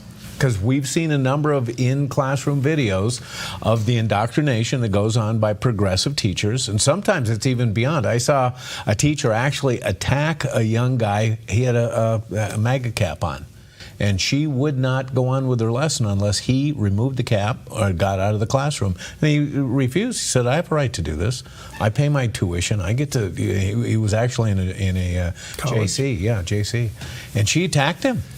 Okay, so I don't know where this is going to go. I don't know where the middle ground is on the solution to this. I think you could walk in and say, just put your phone in this box for the next hour. You can pick it up on your way out. Yeah. Okay, that could be a solution to it. In today's world, if an emergency breaks out, you want to be able to have your kids have a cell phone. I mean, what if there's a mass shooting and the kids who communicated with their parents during these shooting things, and God forbid they would happen. You know, that's a great point. Yes. The students were able to communicate with their parents immediately, you know. There's all kinds of things. I'm not sure what I would do with this bill. I probably wouldn't vote for it right now because I don't think it's well thought out. Yeah, right. It needs some more. And here's the other problem. The state can do what they want. It's got to come down to a school board to be implemented. And then what are you going to do? Set up a cell cop? Yeah, how's that going to work? In a school to enforce it? Yeah. Well, anyway. The legislature's in session. Hold on to your wallet. Yep, look out. Okay, let's take a look at Wall Street for a crazy Wednesday. Good morning to you. Thank you, Preston, over there at Smart Lawn. If you're smart, you'll call him and get this lawn. You don't have to water. Well, yesterday it was up. Today it's down. Yeah. Down 297 points. The Nasdaq is off 382 points, and the S&P is down 76. The rock and roll of the market. Remember, the market is an indicator, not the indicator. All right, let's see what's happening in gold, silver, and the rest of it. Gold decided to go back up a little bit today, $32.26. Look at this. Silver's pushing $33, and crude oil's up $1, $65.51 a barrel. You know what? I hate to tell you, Mr. President, gas prices have not come down in the state of Oregon. Don't seem to do they? No. We're high in the state of Oregon, and they're not down. You know where it's worse? And I would hope that they would work a little bit better on that one. You know where it's worse? California. Really? California's over $1 higher than us. See, it's crazy. Yeah. Another reason to leave California. Yeah, well, a lot of it is California generated. They got a lot of fees and taxes that we don't have. So. Well, and our legislature is trying to put 20 cents on a gallon right now. There you go. Well, we got to catch up. Call your representative and say, look, you vote for that, and we're going to vote you out. Are we trying to catch up to California? Is that the deal? Are we trying to catch up? Gosh, that's not. Let me ask you this. Okay. One simple little rhetorical question. All right. When's the last time taxes came off of gas? or fuel. Yeah, never. Don't tax fuel. Don't tax energy. Any taxes that are applied to us are ever taken off, any kind. Make me governor for a day. Okay. I'll be so dogish. Yeah, we need state level doge. You're right. We do. So dogish. Absolutely. What to do. All right. All right. Well, U.S. Ambassador to Israel Mike Huckabee joined Marita Bartiromo, and he responds to this clip of Pete Hegseth. Iran's taking a look at what's happening to the Houthis and realizing they don't want any part of it, and that's because we're dismantling the Houthis' capabilities. We're even hearing rumblings of them second guessing what they're doing. Ultimately, we just want to open up our shipping lanes. If you remember that famous scene in the movie Tombstone, where the late Val Kilmer, one of the great actors of all time, walked into the scene and said, "I'm your Huckleberry." I can envision Donald Trump walking into the scene and saying, "I'm your Huckleberry." And they better get it clear.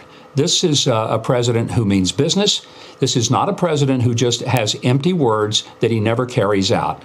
And the Iranians had better understand that when Donald Trump tells them, you get rid of the nuclear weaponry or you will have hell to pay, that's their choice. And I hope they understand Donald Trump, when it comes to the safety, security of not just Americans, but of all peace-loving people, he's not fooling around and he doesn't make empty threats. I just know that the Iranians aren't going to have a nuclear weapon, and how that is accomplished remains to be seen, but it will be accomplished. Mm-hmm. I'm not saying this because I want it by any means, because there's just no winners in wars. But I think you're going to see quickly military action against the nuke program in Iran. And I think it's going to be interesting to see how it plays out in Iran, because we know that the general populace is very unhappy right now. Yeah. And so they have been for a long time. Would that be the flashpoint? Do they have a chance of going against their government, about maybe even overturning their regime on their own? Some will say that's the way to go, but you have to give them the tools to do it. Okay. And I don't know what that is, but I can't help but think that not only will the nukes be eliminated or set back, or the economy, whether it's the refineries, I don't know what's going to happen, but I can tell you this, something's going to happen. I believe something will happen to set the nuclear program back to zero. Yeah. Okay. All right. Speaking of huckleberries, we'll be right back.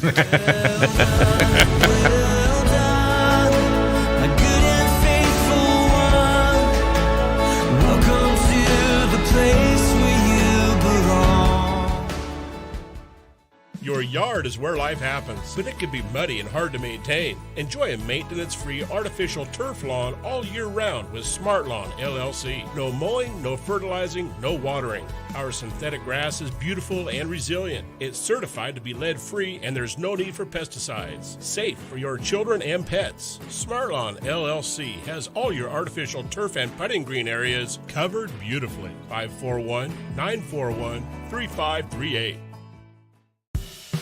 What if your next ride was more than just a ride? What if it was an epic adventure filled with unforgettable memories? At Panoramic Moto Tours, we take you beyond the ordinary, offering curated routes, privately guided with all the details handled.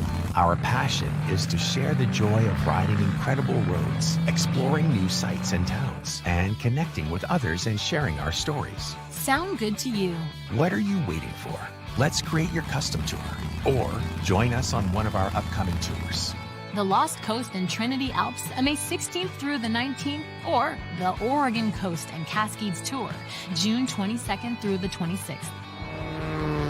Just click the Tours tab at panoramicmototours.com or call 541-622-3844. panoramicmototours.com. Your next adventure starts here. The Dove Spring Boost is going on now. Here's an update on what's been raised. Currently, we're at 60% of our goal to purchase much-needed equipment for our station upgrade and remodel. Thank you for your generous giving and support. We can't do it without you. We're not a goal yet, so if you can help, there's still time. You can call anytime or donate online safely at theDove.us. Thank you for supporting The Dove. Well, good morning to you. 25 minutes before the hour. Well, let's check in a little bit deeper what's going on with the Middle East as we check in with CBN Newswatch. This is CBN Newswatch. And we begin with a diplomatic and possibly military showdown over Iran's nuclear program. And while the U.S.-Iran nuclear talks go on, Israelis are concerned the Iranians are stalling for time, while the U.S. envoy has appeared to backtrack on a statement about Iran's nuclear buildup. But Iran also creating other problems elsewhere. It's moving on an ancient Christian stronghold in Iraq, putting thousands of Christian lives at risk. Chris Mitchell brings us the story from Jerusalem. With the U.S. and Iran scheduled for more talks this Saturday, many in Israel are watching with concern. I think the central concern or the big unknown is whether or not the Trump administration is going to insist during these negotiations with an uprooting or a total dismantlement of the nuclear program infrastructure in Iran. According to U.S. mediator Steve Witkoff, the initial talks focused on how far Iran could enrich uranium. Later, he seemed to walk that back on X. A deal with Iran will only be completed if it is a Trump deal. Iran must stop and eliminate its nuclear enrichment and weaponization program. Lapine says negotiating over enriching uranium goes down the same road as previous administrations. But it didn't take apart the nuclear infrastructure, those underground sites and their centrifuges in Natanz, in Fordow, and other sites across Iran. You know, what Prime Minister Netanyahu described as the Libya model, which is really destroying the very ability to enrich uranium and not just freezing the enrichment uranium process. That's the concern. That's the big unknown. Iran is not only threatening Israel, but tens of thousands of Christians in northern Iraq. Nadine Maenza is the former chair of the U.S. Commission on International Religious Freedom. Well, unless the United States intervenes immediately, the historic Christian city of Karakash in the Nineveh Plains of Iraq will fall tomorrow into the hands of U.S.-sanctioned Iranian-backed militia leader Rain Kildani. So Kildani has already ousted 14 other mayors and directors from the Nineveh Plains. Maenza wrote a letter to President Trump that the White House has a powerful opportunity to protect the Christians of the Nineveh Plains during Holy Week. My understanding from the people on the ground and in the government that is if the President of the United States or Secretary of State Marco Rubio called the Prime Minister Soudani of Iraq, that he would likely put a pause on this and there would be further talks about what could happen going forward. So we just urge the White House to intervene, talk to the Prime Minister of Iraq. Tens of thousands of Christians in the Nineveh Plains celebrated Palm Sunday, but Maenza says this could be the last stand for Christians there without immediate intervention. And Chris Mitchell is with us now from Jerusalem. Good to see you, Chris. We're going to talk about those dangers the Christians are facing in a moment. But first, let me ask you, what's happening? We heard the statements by President Trump's envoy, Stephen Witkoff, on Iran's nuclear program. Can you walk us through that, please? Yeah, after the negotiations with at Oman, with Iran, Wendy, he started talking about Iran not enriching uranium above 3.67%. Right now, they've got to enrich uranium up to 60%, on the verge of going to military grade at 90%. So people started saying, well, why is he talking about enriching uranium at all? That's what the JCPOA deal did in 2015. Iran violated that. The purpose of these talks in the minds of many is simply dismantling Iran's nuclear program, period. And as Lapine referenced, Netanyahu said the Libyan model is what Israel is looking at to destroy the program, not tinker with it, but destroy it completely. And so Witkoff did come back a little bit and clarified those remarks. But here in Israel, the question is this the effort that the final goal of the negotiations will be the complete eradication of Iran's nuclear program? Chris, the U.S. is also building up its military in the region. You spoke with strategic analyst Yaakov Lapin, as you just mentioned. What did he say about that? Well, there were two things he said. First of all, they said that Trump did say that he's been impatient with the talks. That seems to give people over here some reassurance that Iran won't be able to delay the strategy that they've used in many, many ways over the years. But he also talked about the massive military buildup that really does reassure many people over here in Israel. And we've reported on what's happening in Diego Garcia. That's the U.S.-UK base in the Indian Ocean. They have B-52s, B-2s, 2 carrier strike groups in the region. Also on recognizing Iran really is vulnerable now like it's never been. Proxies are no longer once they were. Hamas, Hezbollah, the Houthis. And also they have limited air defenses now because of what Israel has done last year. So there's kind of reassurance in some ways about Trump's stance on the patience of the negotiations and the massive military buildup that many people here in Israel will be used to destroy Iran's nuclear program. Well, it's very, very complicated.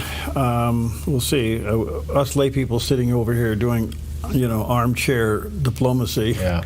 We can say anything and it makes sense in our own mind, but we don't understand all of the in and outs of all this stuff, but it's pretty serious. Well, at least I think that at least with the current administration, that the goal is to end their nuclear program. Yeah. I think we were certainly in limbo before the last election. We didn't know what was going to happen over there. So it's tenuous, but at least I think we are going in a positive direction. Yeah, I think something's going to happen. We just don't know what and when. Yeah. All right, good morning to you. Here's a guy that... just an amazing fellow. Another great day to get outside as we continue warm and dry. So today in northern Oregon and southern Washington, sunny skies with daytime high temperatures in the low 70s for Vancouver, Portland, and Wilsonville, and near 69 in McMinnville with a light northwest wind. Moving down the Willamette Valley, sunny with daytime highs in the upper 60s for Salem, Albany, Corvallis, and Eugene, with a calm wind becoming north around 5 miles per hour this afternoon. Sunny skies continue across central Oregon with daytime highs near 67 in Prineville, 65 in Bend, and near 64 in Sun River with lows in the low to mid-30s. Over in Boise, Idaho, sunny with a high near 73.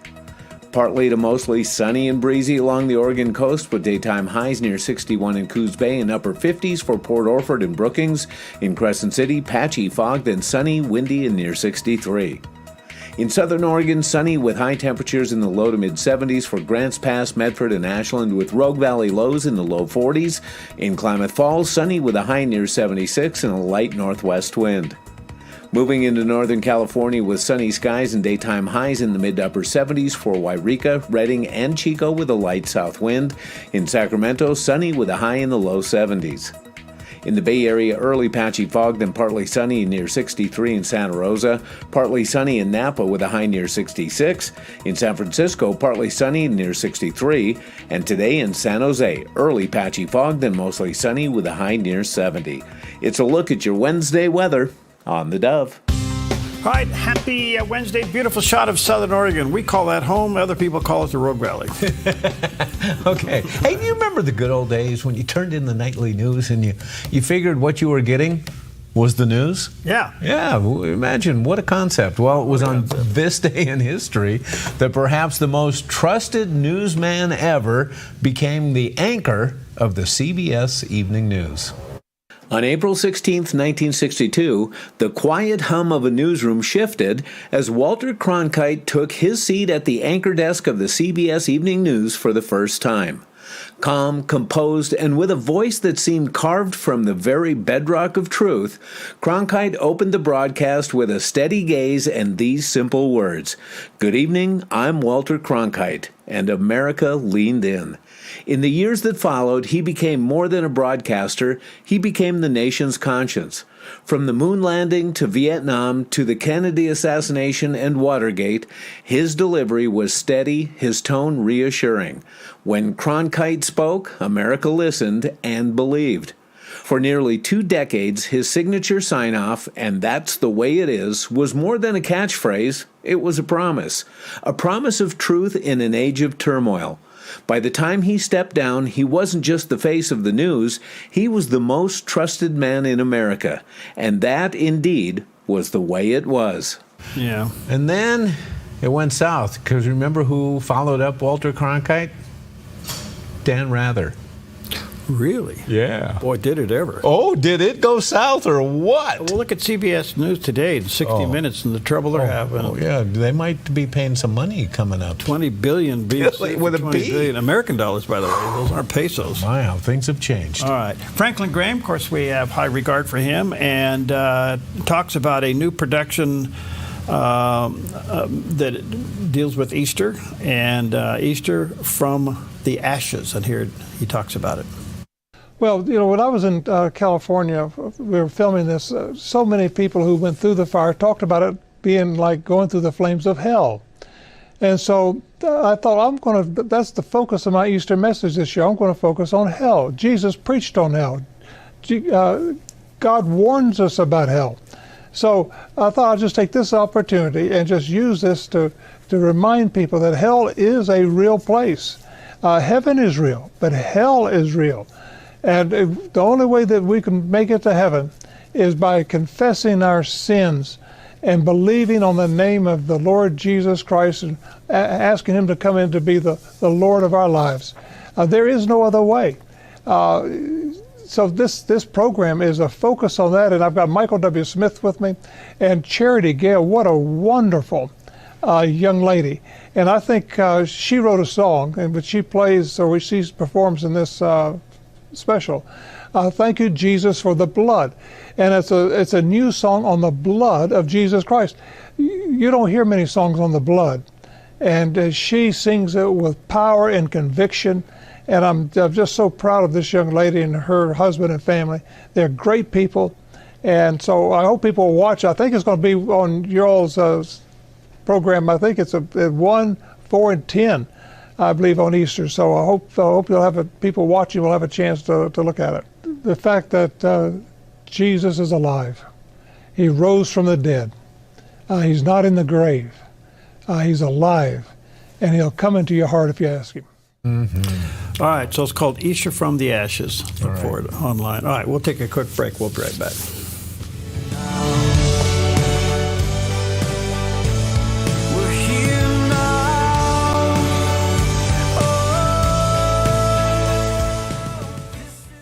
The Dove Spring Boost is going on now. Here's an update on what's been raised. Currently, we're at 60% of our goal to purchase much-needed equipment for our station upgrade and remodel.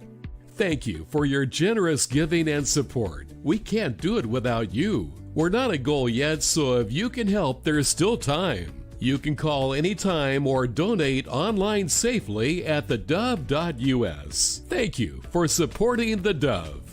Since 1987, Four Seasons Nursery has been the gold standard in the green industry here in Southern Oregon. Tim Elbert and his friendly staff continue to offer the best plants and most accurate knowledge to create your dream landscape. At Four Seasons Nursery on Crater Lake Avenue, you can let your imagination run wild with a huge selection of all things plant and gardening for both inside and outside beautification. Whether it's a flower for your windowsill, one of our beautifully renowned signature hanging baskets, or a complete landscape design for your entire property, Four Seasons Nursery can help you every step of the way with design services, workshops, and more. Let your imagination run wild as you immerse yourself in their nursery filled with beauty that knows no bounds. Four Seasons Nursery, 5736 Crater Lake Avenue, 5736 Crater Lake Avenue, 1/2 mile north of Vilas Road, 541-779-5603, 541-779-5603.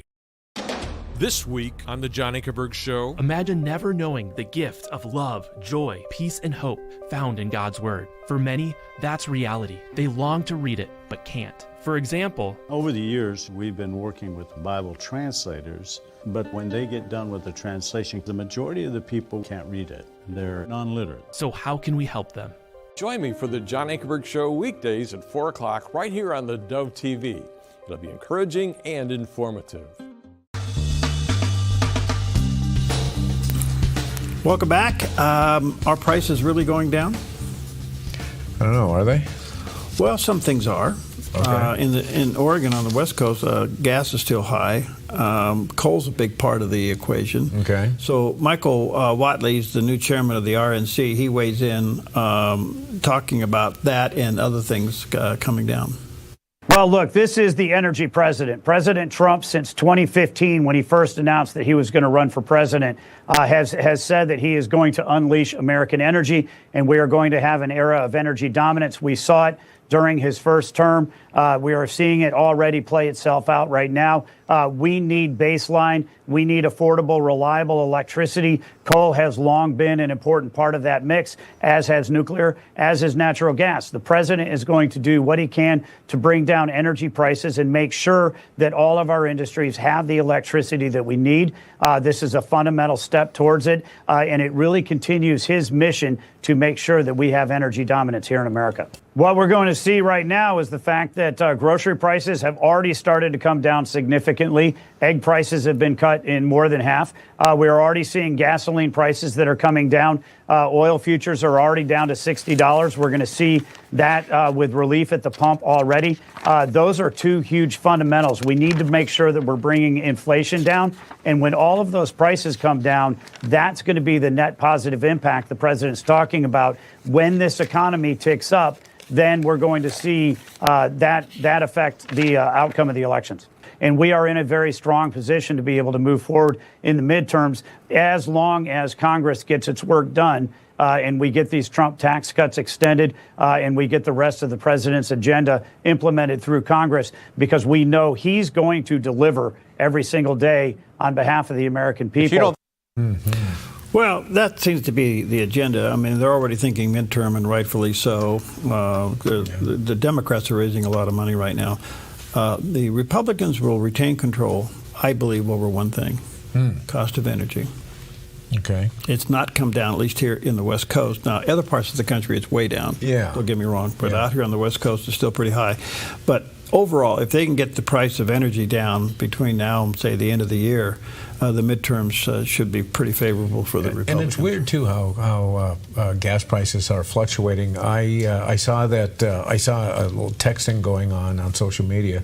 The guy in Florida was weighing in, and his gas prices seem to be about $1 less than us, and we're about $1 less than major portions of California. So we're kind of in the middle. But I just looked up. I got to get fuel today at $3.64 a gallon. You know. It's not great. No, it's not. It hasn't hit our part of the country yet. But to me, what brings all prices down is the cost of energy. So if you can get fuel down, truck delivery goes down, which means your price of the goods go down. But guess what I won't be doing when I fill up? You won't be getting out and self-pumping? I won't be pumping. Yeah, that's right. Oh, wait a minute. Do you really want to be caught at a grill? I won't go there. No. I love you too much. Thanks, I ain't going to push that. Thank you. But he does drive a white VW diesel. All right, go ahead. All right. Do you take fish oil? No. Oh, you should. Okay. A lot of people think, if you eat enough fish, you don't need the fish oil. And that's probably true. But I think you're going to, after looking at the results of this study, you're going to have to eat a lot of fish to be able to catch up to your supplements. In a fascinating new study, several dozen participants were separated into groups and fed either a fish oil supplement or fish itself, and the supplement proved more effective at delivering omega-3 fatty acids into the body than the actual fish. It was for years the norm, and likely still is in some quarters, for physicians to recommend trying to get all vital nutrients from foods and not rely on supplements. But the study at least has shown this to be wrong, as both white and oily fish weren't able to replicate some of the more penetrative effects of omega-3 from a supplement. As a result, those who can't afford to eat cod or salmon every day may need not to worry about it. The strength of the study is that it was double-blinded and placebo-controlled, meaning that neither the participants nor the scientists knew who got the fish oil and who ate fish, and in what combinations, a technique known as the gold standard in scientific research. Analyzing the data after the study had been concluded revealed that a rather complex marker of disease called extracellular vesicles, or EVs, had only been improved by the presence of an additional intake of omega-3 from a supplement and not by the consumption of white or oily fish alone. EVs are implicated in a number of cancers as well as neurodegenerative diseases, atherosclerosis, neurological problems, chronic inflammation, and aging. How about that? So, and then you get into fish oils, and it seems that not all fish oils are, the same. So that's where I was going to go. Yeah. So, which one? Which one? Yeah, because, they say krill oil, which is like 2 or 3 times the cost of regular fish oil, is the best. And, of course, they always use the argument, it says the people who make it. Yeah. Yeah. Our studies show. Ours is right. Yeah, not tainted or anything. But a lot of it has to do with absorption. What does your body absorb more than others? And that's always a discussion in a lot of supplements and even in medications. But I don't know, because the prices of fish oils can really, really fluctuate. So I don't know. Which one do you take? I don't know. My body responds to eggs and some sauce over the top of those on a bun with a little ham. Yeah, Eggs Benedict. Yeah, man. I like it. That's what my body responds to. All right. Take with you Psalm 71, verse 16. With the mighty deeds of the Lord God, I will come. I will remind them of your righteousness, yours alone. Take that with you today, Psalm 71:16 on this Passion Week, Holy Week. Enjoy some beautiful weather. Do something really nice for somebody else today. It just makes the difference in their life. All right.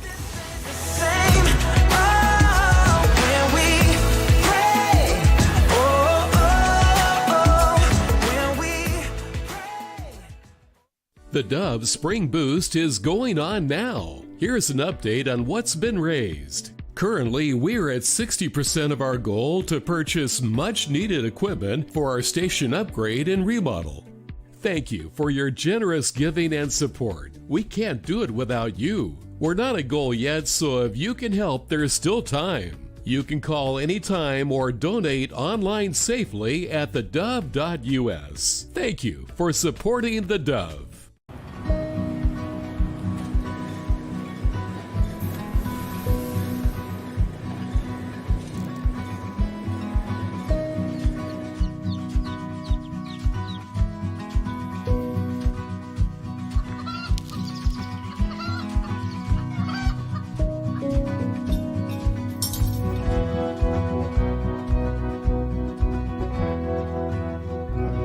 Co-op, where big ideas grow.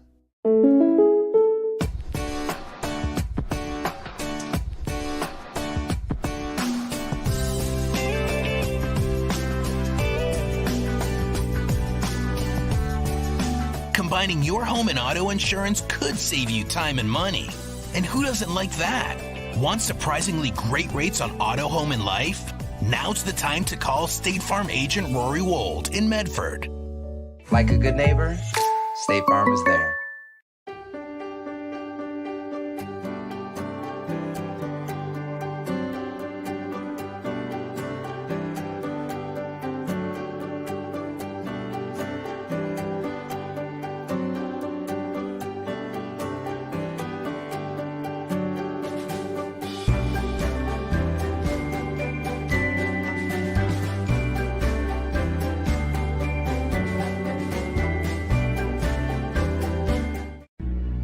God's eternal power and divine nature are seen in creation. But in a world blinded by darkness, the Life Outdoors is here to pull back the veil. The mountains don't lie. Truth leads to Jesus. Wake the wild within. Farming accidents have always been one of the main things that have scared me.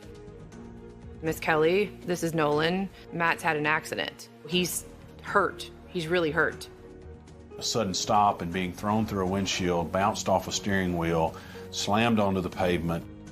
Once you're thrown from a vehicle, all bets are off.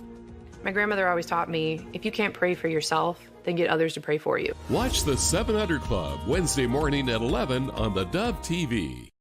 The Dove Spring Boost. Pray about helping us reach our $128,000 goal during our remodel. Thank you from the Dove.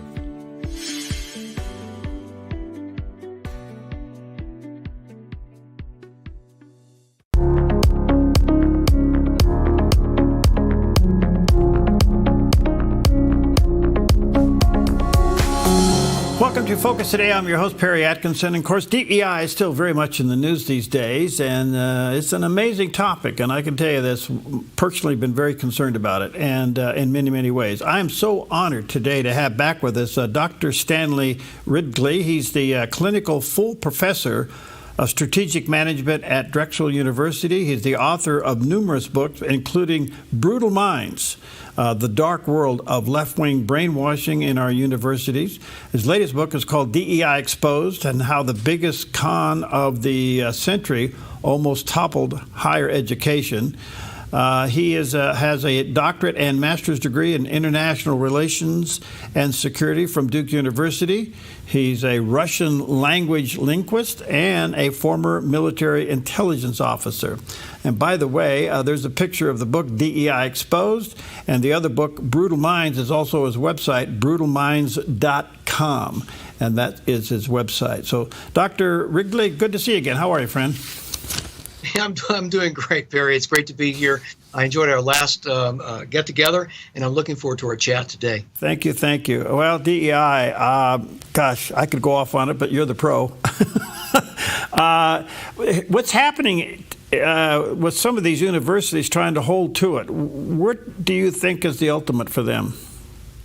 Well, the ultimate was to take over the universities, to imbue the universities and permeate the universities and every aspect of it and every corner of it with this toxic doctrine of DEI, basically critical race theory, the implementation version of it, the idea that we live in a racist country, that our society is permeated with what they call white supremacist culture, and that you and I are basically oppressors. We're villains. Then that non-white folks are all victims. Now, this is a noxious, toxic ideology. It's very binary, Manichaean, going back to the Iranian cleric over 1,000 years ago, Mani, the idea that it's a world of black and white, a world of good and evil, a world of oppressors and oppressed, exploiters and exploited, evil and good, villains and victims. And you can identify the villains and victims by their skin color and nothing else. That's a very primitive ideology, and this is what DEI propounds, has done from the very beginning. And I think that we are well on our way to recognizing that and not far enough along on expunging it from the university. Okay, so it's been exposed and it's being challenged. Do you think it loses in the end, or is there going to be a standoff here? I think DEI is going to lose. It's going to lose big. Moreover, you're going to see a lot of the folks who made it happen on the college campuses disappear. You're not going to be able to find anyone who supported this noxious, toxic doctrine because they're going to say, "Oh, I wasn't there. That was someone else. That president retired, or that faculty member left." And we're moving forward with another agenda, and we're going to see crypto-Maoism, crypto-Marxism arise again under a new label. And right now they're trying to change the labeling for DEI and call it something like inclusive excellence. When you hear someone say inclusive excellence, they're really doing DEI. And I do think that the Department of Education is going to put a stop to that nonsense, too. Would it qualify as a cult? Most definitely so. I wrote about this in my previous book, Brutal Minds, the Dark World of Left-Wing Brainwashing in Our Universities. And I talk at length about this as well. It is an anti-intellectualist exercise, this DEI. There's absolutely no academic credibility to it whatsoever, certainly worth its name. It is a pseudoscience, very much like alchemy or astrology, superstition, the kind of thing we expunged from the university over the last 300 years in a very hard-fought battle for the idea of really solid scientific knowledge. And here you have this group, this cadre of modestly educated mediocrities, with no discernible skill sets, coming into the universities at the invitation of administrations who are wringing their hands over worrying about demonstrations and worrying about violence on the campuses, saying, here, we're going to give you a pot of money, a pot of tuition dollars, hard-earned tuition dollars paid by parents, and you're going to train these students of ours into this grotesque ideology of yours. You're going to accuse students of being villains or victims based only on their skin color. Well, we're recognizing that, and I do think that we're going to win in the end in getting rid of this nonsense. So what's so interesting about this is that DEI's greatest victim would have been critical thinking in universities. You're spot on that. And the fact is that one of the cliches that DEI people like to use is we want to make students get comfortable with difference. Well, this is one of the most vapid statements I've ever heard. Getting people to get comfortable with difference, irrespective of what that difference happens to be. Basically, what they're telling you to suspend your critical thinking, not make value judgments based on logic, based on critical thinking, based on your deep knowledge of philosophy and political science and society in general. We want you to suspend your critical thinking and accept difference, irrespective of what that difference happens to be. So you nailed it. You hit the nail on the head with that. Okay, so California, Maine is a couple states who are encouraging schools, or actually in some cases instructing schools, to defy or ignore the president's order concerning DEI, even though it's attached to dollars. Eventually they lose, don't they? Assuredly they lose, certainly with this administration. And, congratulations to them on this stand on what they believe is principle, on this fake moral high ground. But they really can't be expected to do anything else because they have been so indoctrinated in education schools in this toxic doctrine of good and evil and oppressors and oppressed, and this idea that there's this white racist America that they have to remedy, that they could hardly do anything else but to rebel or to reject this president and his administration's urgencies to obey civil rights law, because DEI violates U.S. civil rights law. It violates constitutional protections, guaranteed in our Constitution, equal protection clause. So what we find here is this administration, the Department of Education, is basically calling on universities and calling on schools, public schools, to adhere to the U.S. Constitution and the protections that we all rely upon to ensure a free society. The Maine case, the state of Maine's case, is really interesting because, as you know, the president put the heat on the governor to acquiesce to the new policy. She said no, but then her Department of Education says, no, we're going with the president. She's in a real pickle up there. Well, I try not to get involved in the political wonkishness of the internal machinations of politics, because it's so amorphous and it's constantly shifting, right? Yeah. But I'm delighted to see that someone is actually going to face some consequences for embracing this noxious, toxic doctrine of the gender bender ideology. It's absurd, and we finally find a politician who's going to get squeezed by this embracing this kind of nonsense. So. Professor, how did your industry, if I can use it that way, or your profession get taken over by this? How did that happen? Well, it happened as a result of the unfortunate death of a felon in the streets of Minneapolis. A criminal, George Floyd, was died. I don't like to see anyone whose life taken. His life was taken in the streets of Minneapolis, and as a result of that, we saw the summer of unrest in 2020. And we heard this was a racial reckoning for America. So I don't know where that came from, but it was basically a political phrase that was used to justify all sorts of reform.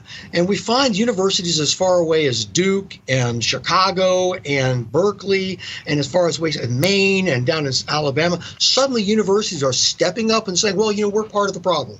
We have rampant racism on our campus, and we have to embrace these experts to come into our campus and correct the problem. And Lord knows how they're going to correct the problem, because the problem is not really defined. Number one, it's not defined, but number two, it doesn't exist. Randall Kennedy, a black law professor at Harvard, said, U.S. campuses are the least racist places in America, and yet you're trying to say that they are rampant with racism. In fact, Princeton University said this in a famous letter by the faculty. 300 faculty members signed it, that, racism is rampant at Princeton.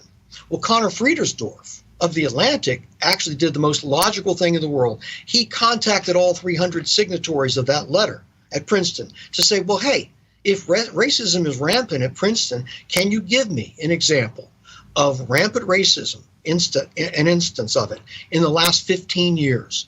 A single instance, and not a single one of these 300 signatories could give a single example of this rampant racism over the last 15 years. That is an amazing illustration of the vapidity and the deceit that is being perpetrated by DEI. There's no problem. There is no problem on the campus that DEI is correcting, and yet we have these immense bureaucracies, high-paid bureaucracies, stocked with modestly educated folks with no discernible skill sets, trying to do the work to fix a problem that doesn't exist, and in fact, they are exacerbating. It's incredible. It is. It just puts your brain on tilt. So now that it's been exposed and attacked, and hopefully being defunded, there's a residual effect to this for generations. And I don't know, does your research show how far down the road before it's expunged?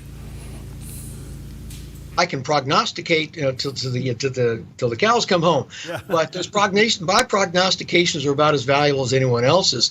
Although I can make some educated guesses, I would say that we're in for a long haul, because education schools are abysmal. Education schools have been propagating this nonsense and been educating our service teachers and going into K through 12 filled with this kind of theory and social emotional learning, the idea we're going to convert the next generation of young people into this critical consciousness of racialism. And that's a problem. And I think that the Trump administration is doing the right thing in trying to rouse this kind of thing out, root this thing out as well. I think that we're in for a long haul on the college campuses, and I think that as long as men and women of goodwill stand up against this risible, pseudo-scientific nonsense of DEI, we will finally see a victory. And we have to be vigilant, because victories are of the moment. They're never really long-lasting unless you maintain that vigilance and prevent the cancer, to use a metaphor, to prevent the cancer from coming back once it's been cut out. But the difference this time with this administration, it's connected to money. That's pretty significant. Well, the only language that universities understand are money and bad publicity. And of course, bad publicity connected with money. You get bad publicity, you don't get the money that you certainly from your private donors. And this is a wonderful thing, because finally an administration has produced the dynamic that you will receive consequences if you do not follow U.S. civil rights laws, you do not follow the constitutional protections that are guaranteed under our great Constitution to your students and to your faculty. It's time to pay. You run up a big bar tab, and it's time to pay that tab off. Let's see if you're willing to do so. Does it show up, say, down K through 12? Have you spotted it down there? Yes, indeed, because the folks who are teaching in K through 12 now, coming out of education schools the last 20 years, they're not subject matter experts. They're not being taught science and math and chemistry, things like that. These primarily are people coming out of education schools who are permeated, imbued with, inebriated with education theory of a sort that is basically inflicting amateur psychotherapy on our young people, and I think is patently illegal for someone to practice psychological techniques on certainly a vulnerable population like our K through 12 students, particularly in elementary school. So I'm waiting for a lawsuit that's going to expose this and put a stop to it. And I think we're going to have to correct the problem at the long term at the higher education level and purge our education schools of this crap that is being taught. Because I will tell you that education schools are the least respected part of our institutions of higher education, and all right, let me take a quick break. By the way, check out Professor Wrigley's book. It's called brutalminds.com or DEI Exposed, but the website is brutalminds.com. A book also entitled that, and of course the big book is called DEI Exposed. We'll be right back. The Dove Spring Boost is going on now. Here's an update on what's been raised. Currently, we're at 60% of our goal to purchase much-needed equipment for our station upgrade and remodel. Thank you for your generous giving and support. We can't do it without you. We're not at goal yet, so if you can help, there's still time. You can call anytime or donate online safely at theDove.us. Thank you for supporting the Dove. In the heart of the Rogue Valley, RVTD connects us all. Not just through miles traveled, but also through time. 50 years ago, public transportation laid the foundation for growth in Southern Oregon. These early buses didn't just carry passengers, they carried progress, connecting communities and fueling dreams. Today, RVTD moves with the pulse of the Rogue Valley. More than just a bus ride, it's a lifeline for workers, students, and families, ensuring access for all to jobs, schools, and essential services. With renewable technologies and more convenient ways to get around, RVTD's building a future that keeps our region connected. Public transportation isn't just about getting from here to there. It's about the journey. Join RVTD as they build on their legacy of sustainability, innovation, and community. Rogue Valley Transportation District, celebrating 50 years of moving our community forward. At Kelly's Automotive Service, being good stewards of what God has entrusted to us is at the core of our business. We believe what we do matters. Every interaction, every transaction is another opportunity to bring Christ's values into the marketplace. If you're a technician who wants to be part of something bigger, or just looking for a new shop to bring your vehicle, we would love to meet you. We're Kelly's Automotive Service, where we service your vehicle, but take care of you.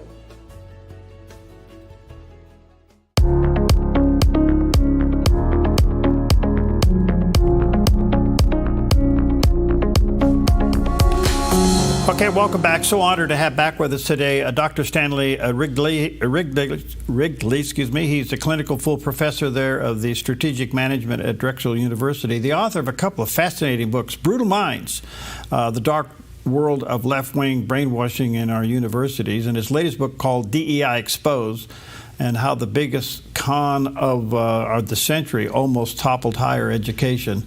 Both are great resources. By the way, he has a website, brutalminds.com. Wow. Professor, I was trying to think about this question during our break. If you put DEI operates like a cult using conversion tactics, wouldn't that kind of be borderline religion? Well, it certainly is borderline religion, but it's certainly illegal according to the protections afforded by the Office of Human Resource Protections. When you utilize cult techniques, which are well identified and well acknowledged, and they do use these cult techniques of recruitment and coercion, then you are indeed a cult, and you are indeed propagating this cult on the college campus. When I say cult techniques, I'm referring to the idea that you attack a person's belief system. In this case, students. You attack a student's belief system. You try to create intellectual vertigo. You try to attack the person's sense of self, and you try to dislodge the belief system that is there. And you attempt to replace that belief system through a constant pounding or constant what might be called a struggle session to show them that that they need to rise up to become critically conscious. And then you cement this new belief system in place by giving them activities to do that or have a social justice cast. This three-step system of unfreezing a belief system, changing it, and then refreezing it is clearly articulated in their literature. I clearly articulated myself in my book, Brutal Minds, and I recapitulate that in DEI Exposed. These people are engaged not only in cult activities, it's illegal cult activities. When I say illegal, I'm referring to the fact that any experimentation, any type of psychotherapy that's being inflicted on students in college has to be run through what's called an institutional review board for investigation to say, is this approved? Is this something that you need to be doing? And I guarantee you these people are not doing that. I know for a fact they're not doing that. And so there's ripe for a lawsuit, I think, against these folks who are perpetrating this kind of fakery on our students and our faculty. So, what happens to fairness and free speech? If it's so controlled, if you don't say it our way, you're going to be degraded. Well, free speech and academic freedom have become buzzwords that are being used, by the left. Suddenly, they're all in favor of academic freedom when it concerns them and their particular enthusiasms. Okay, scientists and folks who are exploring, doing cancer research and doing various things, they've never had a problem with academic freedom. It's always these characters who are propagating anti-Semitism in the guise of we're criticizing Israel, this kind of thing. So the idea that we should continue funding in the enthusiasms of these radical, bizarre ideas is still out there, and they're going to use free speech and academic freedom as the buzzwords is going to allow them to continue to march, and to continue to receive this large gas from the federal government without any kind of oversight. And I think that what we're seeing is people are waking up, looking and saying, look at this right here. I don't like what I'm seeing. I don't like what I'm paying for. Let's have you explain yourself a little bit more. I'm loving it. Yeah, this is good stuff. And I think one of the motivators attached to it is funding, and that's going to continue to be a strong pull in all of this. But all of this, Professor, spilled over into the corporate America as well. Corporate America started to bend to this as a result of these students coming out.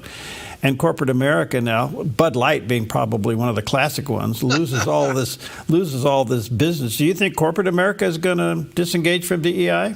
They're doing so right now. They've been looking for a reason to do so, and I think that this general retreat from this nonsense, this absurd nonsense that's been propagated under the banner of diversity, equity, inclusion. DEI is nothing about giving everyone a fair shot or creating a level playing field or just teaching about race and slavery. It's none of those things. It's about propagating an noxious ideology of good and evil, Manichaean ideology of oppressors and oppressed and villains and victims. It's a resource extraction strategy in both corporate America and in the universities.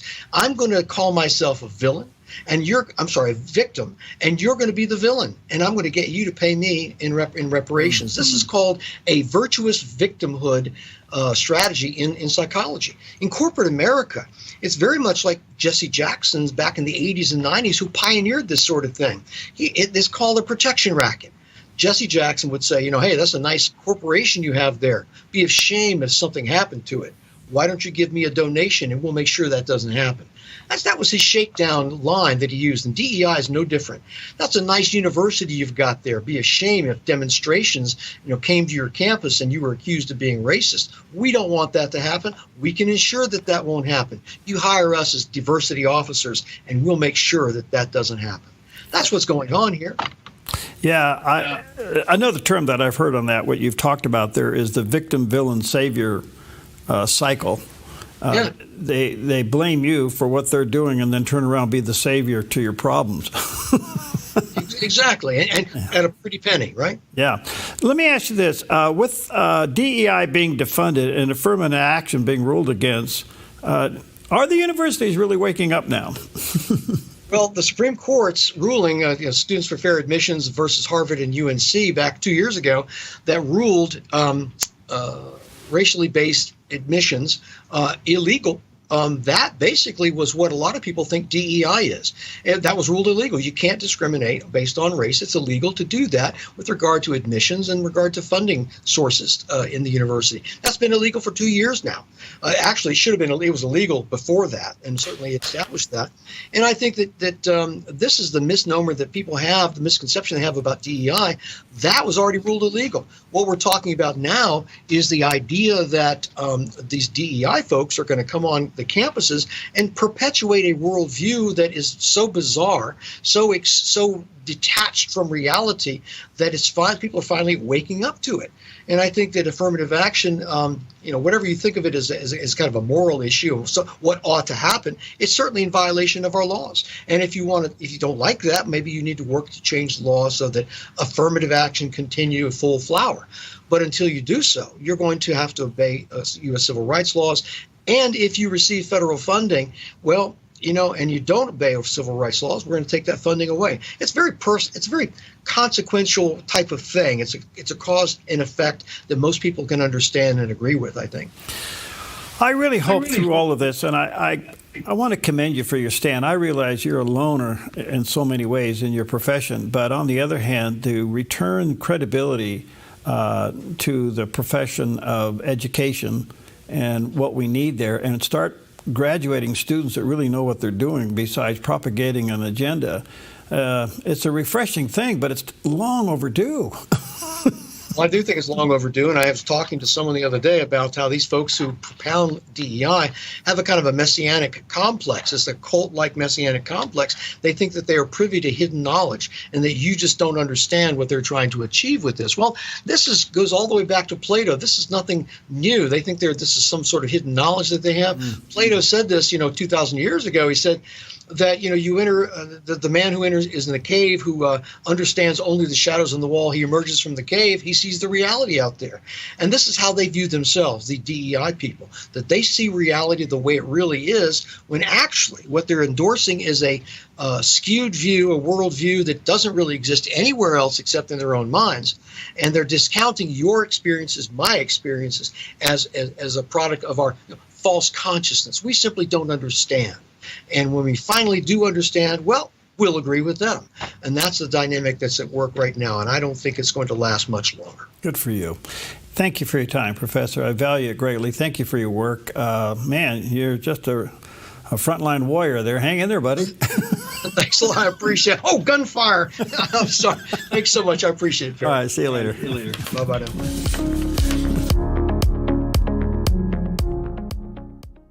Since 1987, Four Seasons Nursery has been the gold standard in the green industry here in Southern Oregon. Tim Elbert and his friendly staff continue to offer the best plants and most accurate knowledge to create your dream landscape. At Four Seasons Nursery on Crater Lake Avenue, you can let your imagination run wild with a huge selection of all things plant and gardening for both inside and outside beautification. Whether it's a flower for your window seal, one of our beautifully renowned signature hanging baskets, or a complete landscape design for your entire property, Four Seasons Nursery can help you every step of the way with design services, workshops, and more. Let your imagination run wild as you immerse yourself in their nursery filled with beauty that knows no bounds. Four Seasons Nursery, 5736 Crater Lake Avenue, 5736 Crater Lake Avenue, 1/2 mile north of Vilas Road, 541-779-5603, 541-779-5603. 71.5 Golf Challenge arrives Saturday, May 17th, with a 4-person scramble, morning and afternoon shotguns, and a 6:30 award social. Register your team to win by April 1st for our early bird special. Score the team player pack for just $20 instead of $100 with code EARLYBIRDIE. Become a sponsor and help thousands of kids across Southern Oregon. Visit 715.org or call 541-779-3275 today. Remember, at the 71.5 Golf Challenge, your drive changes lives. The Dove Spring Boost is going on now. Here's an update on what's been raised. Currently, we're at 60% of our goal to purchase much needed equipment for our station upgrade and remodel. Thank you for your generous giving and support. We can't do it without you. We're not at goal yet, so if you can help, there's still time. You can call anytime or donate online safely at theDove.us. Thank you for supporting the Dove.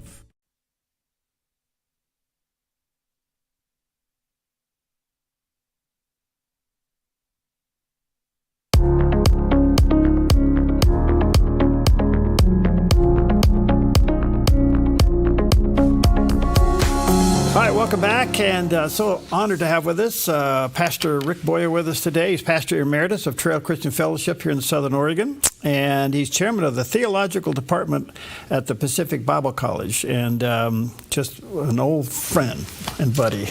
He and I go to jail together. We go back a ways, huh? Anyway, I've asked him to come in today because this is Passion Week, Holy Week, and so often, as you know, Rick, we go from Palm Sunday right over to Good Friday and then Easter. Yeah. Wait a minute, there's 3.5 days in there. They're pretty serious stuff. And I wanted you to kind of tackle that today with us, what we could learn from the trial of Jesus, not only historically, but spiritually. Not a lot of people talk about it, but it is a significant thing. I was reading those scriptures the other night. I said, I got to refresh my mind on this. And you read what's going on here and how Jesus could read their mind, but yet he yielded to the will of the Father. Yeah. Wow. Yeah. Walk us through those moments. What's really amazing, well, you're right. People jump from Palm Sunday to Easter Sunday, and sometimes even skip Good Friday. They just go straight. Yeah. You know, the presentation of Christ on Palm Sunday really reminds us that the only one who knew anything real was Jesus himself. Everyone else in that week, from Sunday, Palm Sunday, all the way through to Easter, no one else knew at all what was going on in the spirit realm or what God was doing for the destiny of the world. Only Jesus knew that. And he even his own disciples, who he loved, did not comprehend what was really going to happen. Jesus was alone in his knowledge. And that aloneness went all the way through the week until he was stripped of everything, killed, and finally, of course, resurrected. But that week is super intense. I mean, he was in the temple regularly, arguing with the Jewish leadership, proclaiming the kingdom, making everybody know who he really was. And so, yeah, the period of time in between Palm Sunday and Easter Sunday is very important theologically, and it's very important practically for us too, because we realize Jesus actually came to die for people he could not trust. None of them knew at all. Humans are so ignorant and rebellious against God, and still, from the moment, actually through his entire ministry, but from the moment of the triumphal entry, focused on dying for the sins of people who were, pardon me, but too dumb to know God and too rebellious against God. He just walked right through that because of his love for us. It's an amazing thing. It is. We today can look back on that and come to the conclusion that you're talking about. But those people at that moment had no clue. No idea. It's good to know that God knows what he's doing when we don't. And I think sometimes we're kind of pathetic when we think we really do know everything. Yeah. And he says, you got to just trust me. Was there a moment, the human side, all man, all God, on the man's side, was there a moment of weakness when he said, let this cup pass from me? Of course. Of course. And that was the conflict of being a human and yet knowing what he had to do. Absolutely. Absolutely. I mean, you talk about a struggle in your mind and heart, that had to be Absolutely. Yes. And he and the Father shared the same will, but in his human, 100% human, God had not experienced human death. And he did in Christ, the second person of the Trinity, experienced human death, the real penalty for sin. See, death is the penalty for sin. And so, it was absolutely the terror, not just of the physicality of it, which is bad enough, but the spiritual. See, it says in 2 Corinthians 5:21, he became sin. Who knew no sin, that we believers might become the righteousness of God in him. So that is weighing on him as he's praying and saying, is there any other way to do this? Of course, he knew the Father's will. I'm processing something you said. I got to really wrestle with it in my brain. That was the first time God experienced human death. Yeah. Wow. That's mind-boggling. Yeah, and he came to do that. He came very specifically to experience the worst that a human being can experience. Because of sin. Sin is what's caused it all. And he said, in order to save this, I actually have to become one of you permanently, and I have to experience the worst that you can possibly experience under the wrath of God. And I have to come out the other side so that I can forgive you of everything, and you can actually have eternal life. When did the trial go wrong? Besides from the beginning. From the time they arrested him. Yeah. It was illegal. They arrested him in the dark. Yeah.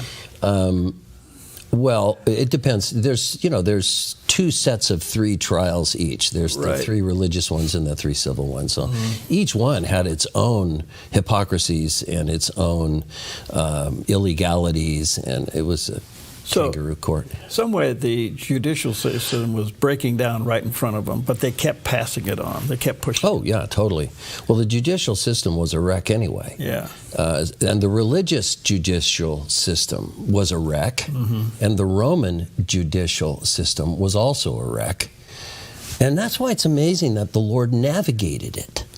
You know, people sometimes wonder, why did he not talk to a couple of these people, like Annas, the first guy, the ex-high priest and so on? And Jesus didn't give him what he wanted. And then Caiaphas, Jesus didn't give Caiaphas what he wanted either. And even with the Sanhedrin, he deliberately navigated it so that they would continue to accuse him. And he wouldn't talk to Herod Antipas. Of course, Herod Antipas, the guy who killed John the Baptist. He didn't say anything to him. And when Pilate asked him, Jesus admitted, and to the Sanhedrin also he admitted, okay, if you're going to call me the Son of God, you're right. And Pilate, yes, I am a king, but my kingdom is not sourced in this world. Okay, why? How did he navigate that? It's because he had to be crucified, and he knew it. If he talked too much or said the wrong thing, Pilate might not have crucified him. What a thought. So he withheld his tongue to fulfill the purpose, and yet he probably could say some things that would have stopped. Of course. Oh, yes, he could have. He could have said a bunch of things that he wouldn't have gotten killed. But he knew that's what he was there for, so he navigated it very carefully so that everybody basically got what they wanted. The evil got what it wanted. God got what he wanted, which was the beginning of the victory over death.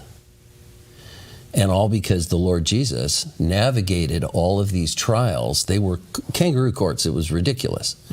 But he navigated them in such a way that the evil motives would be fulfilled against him. And this was all part of God's plan. Peter mentions it in Acts chapter 2, verse 23. He says this was all part of God's plan. I guess I guess we need to camp there a little bit, that God is sovereign, and as difficult as this plan is, there is no other, and the significance of this plan, because what else would have been to bring about the purpose of it all than the purpose of Jesus coming to earth? Yeah. From the fall, I mean, the Bible, is one story. Right. It really is one story. It's not like Aesop's fables where you have little morals everywhere. Yeah. It's one story of how God takes his creation back in righteousness and takes it back from sin and death. Okay? Once you realize that, and you look for that in the scriptures, you realize this is the only thing that could possibly work, where the justice of God against sin and the love of God for sinners could actually be combined in a victory to save people who were completely ignorant, culpably ignorant, people who want to be ignorant, and people who couldn't be trusted because of sin. It's just wrecked us all. So he said, only one can do this is me. And from one end of the Bible to the other, it's the message of how that had to happen. He had to absorb the wrath of God. He had to defeat death so that people, humans, would not die in their sins. So what happens to Pontius Pilate when he said, I find no fault? Is he done as a judge? Well, I mean, that was against everything, really. Oh, yeah. Oh, what do you mean what happens to him? Oh, well, I mean, well, I don't know. Do we know any more about him after that? Well, yeah. That was the end of it, right? Yeah, he lost his job later and went up and was up in Gaul someplace doing something for the Romans up there. But he was politically really in a bind because he was a murderer, basically, or an executioner, let's put it that way. He killed a lot of Jewish people. And they pressured him. In fact, that's why Peter says in Acts 2, in his sermon, he said to the Jewish people, he said, you put Messiah to death through the hands of godless men, meaning Pilate. Pilate was pressured into this. He knew that this was the wrong thing to do. But again, God uses human decisions, even bad ones. There is such a thing as providence. That things beyond our control, especially when we look at them, we cannot change the tragedy that may have happened.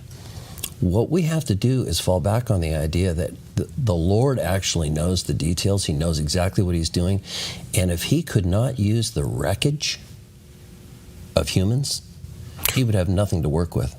So he used these horrible decisions while still holding the people responsible for their decisions yet sovereignly working it so that he could actually save people. It is an amazing miracle. And you never hear this in any other religion or any philosophy. There's nothing like this in all of human history. The gospel is totally unique. Okay, so we're working our way up to when the disciples abandoned him, which is mind-boggling. They walked with him for 3.5 years. They did all the miracles. They healed the sick, cleansed the leopard, raised the dead. Yeah. They did all this stuff. And they abandoned him. How do we process that? They're humans who were confused and disoriented, completely despairing. This caught them completely by surprise, even though he told them it was going to happen. You know how the Lord sometimes says things that goes over our heads. And they're just human beings. Interestingly, Mary and a few of her friends did not run away. I mean, they were at the cross is what I mean. They observed it. But I think that, you know, if the Lord thought that he would be able to save us by just giving us counseling, he would not have gone to the cross. So the fact that his friends failed him did not surprise him. He knows humans. In fact, in John chapter 2, it says a bunch of folks were, quote unquote, believing in him because of his miracles. And it says, in Greek, it says, using the same word, it says they believed in him and he did not believe in them. Yeah. Because he knows what is in man. And he still said, I still love you and I'm dying for you, you know. Because one of the mysteries is that the God part of Jesus is often in the Gospels you'll see where he knew what they were saying and thinking before they. In fact, he answered the question before they asked it. Yes, that's true. The Holy Spirit spoke into him all of that. Yeah. He did his miracles by the power of the Spirit. Okay. One other side note here is even though they abandoned him, he didn't abandon them because he calls them back into ministry. Well, he didn't abandon them because he was literally going to the cross for them. Yeah. You know, the fact that they ran away was, in a sense, completely insignificant. He knew that he was not abandoning them. They felt horrible about abandoning. I mean, you know, Peter fired himself, basically, went back to fishing. Yeah. And so the Lord knew that was going to happen. He's never surprised when humans screw up. If we didn't screw up, he wouldn't have had to die for us. So, he never abandoned them emotionally or spiritually. Even though they abandoned him, he was always on their side. And that's a good thing to remember as a Christian. When you become a Christian, you have that promise from him, I will never abandon you.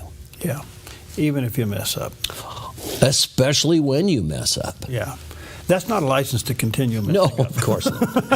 That's the Roman. And every real Christian knows that. Yeah. You know, real Christians hate it when they mess up. Yeah. You know, it's a mark of a real believer. They hate it when they mess up. Yeah. But the Lord says, you're not surprising me. This is why I died for you. And I still love you. And I like you. You know, people think that, well, God loves everybody. And I'm just part of the crowd. They forget that he also likes his disciples. He likes his disciples. All right, let me take a quick break. Pastor Rick Boy is with us today. And by the way, you can take classes from him over at Pacific Bible College. And let me encourage you to do that.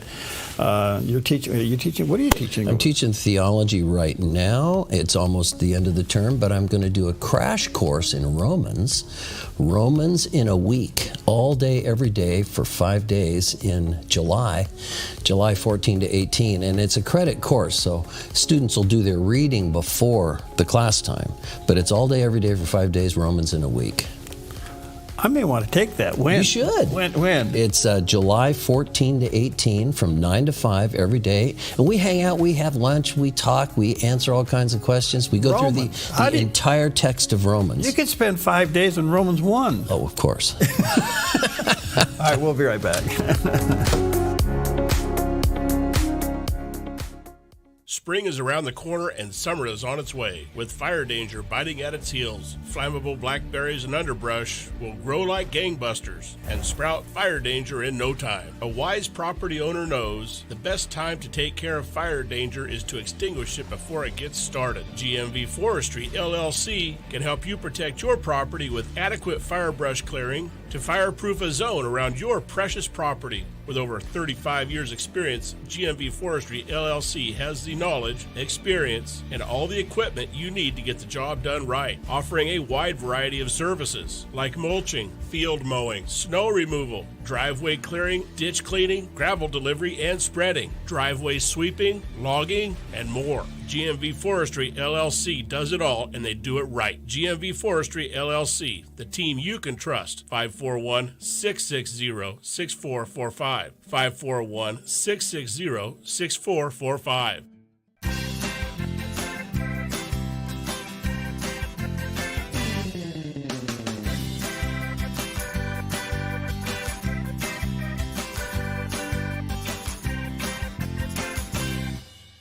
Hi, I'm the SOS Alarm guy, here to tell you about a great deal. SOS Alarm will not only beat any internet deal, but will install the system too. So burglars, beware. SOS Alarm for security and beyond. The Dove Spring Boost is going on now. Here's an update on what's been raised. Currently, we're at 60% of our goal to purchase much needed equipment for our station upgrade and remodel. Thank you for your generous giving and support. We can't do it without you. We're not a goal yet, so if you can help, there's still time. You can call anytime or donate online safely at theDove.us. Thank you for supporting the Dove.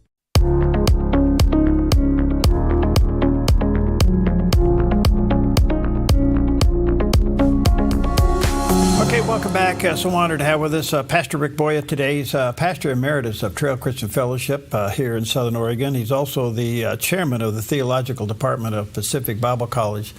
And I just found out he's going to do Romans in 5 days in July. Let me tell you something, folks. This is probably the most powerful 5 days you could ever do. So you may check out Pacific Bible College and sign up for that. And what a hoot. Yeah, I've done it what before. A brain squeeze. It is, but the students like it. Yeah. You would think it's like drinking from a fire hydrant, and it kind of is. But you go through the whole text of Romans, and if you take the class ahead of, you take the class, you do the reading, you've already done quite a bit of reading before you get into the text. Okay. So it'll be good. Well, I'm just thinking of Romans 1, you could spend a month there. Oh, yeah. Jump over to Romans 7, you could spend a month there. Oh, yeah. Anyway, that'll be a hoot. Well, we're talking about the time. During this week, a lot of people will celebrate, obviously, and recognize Palm Sunday, and sometimes jump to Good Friday and then Easter Sunday. I wanted him to come in and give us the significance of Monday through Thursday. Yeah. What happened during that and the trials and everything. And why should we stop and think about that? I mean, you've explained a lot, but the 30,000-foot view, why should we pay attention to those 3 days, 4 days? Because during that period of time, beginning with the triumphal entry, he was beginning to present the real reason for his coming. And like I said, no one in the triumphal entry knew what was going on except him. Everyone else, thought he was there for political reasons or whatever the case may be. But he, by demonstrating, coming in on the donkey, from Zechariah, the prophecy from Zechariah, demonstrating I'm coming in peace. And then his arguments during that period of time in the temple and the way that he explained who he was, it makes it really clear who he is. And then when you get to Maundy Thursday, okay, commandment in Latin, mandatum, the commandment Thursday, then he in the upper room, he speaks directly to his own personal friends. So that period of time where he's proclaiming himself publicly, knowing that they don't understand and knowing that they will reject him, but it's still being recorded for history, followed by his gathering with his own guys and saying to them, you listen to me, I know you don't understand, but here's my command. You must love each other. Because the Trinitarian love is at the center of the universe, okay? It's in the creative center of the universe.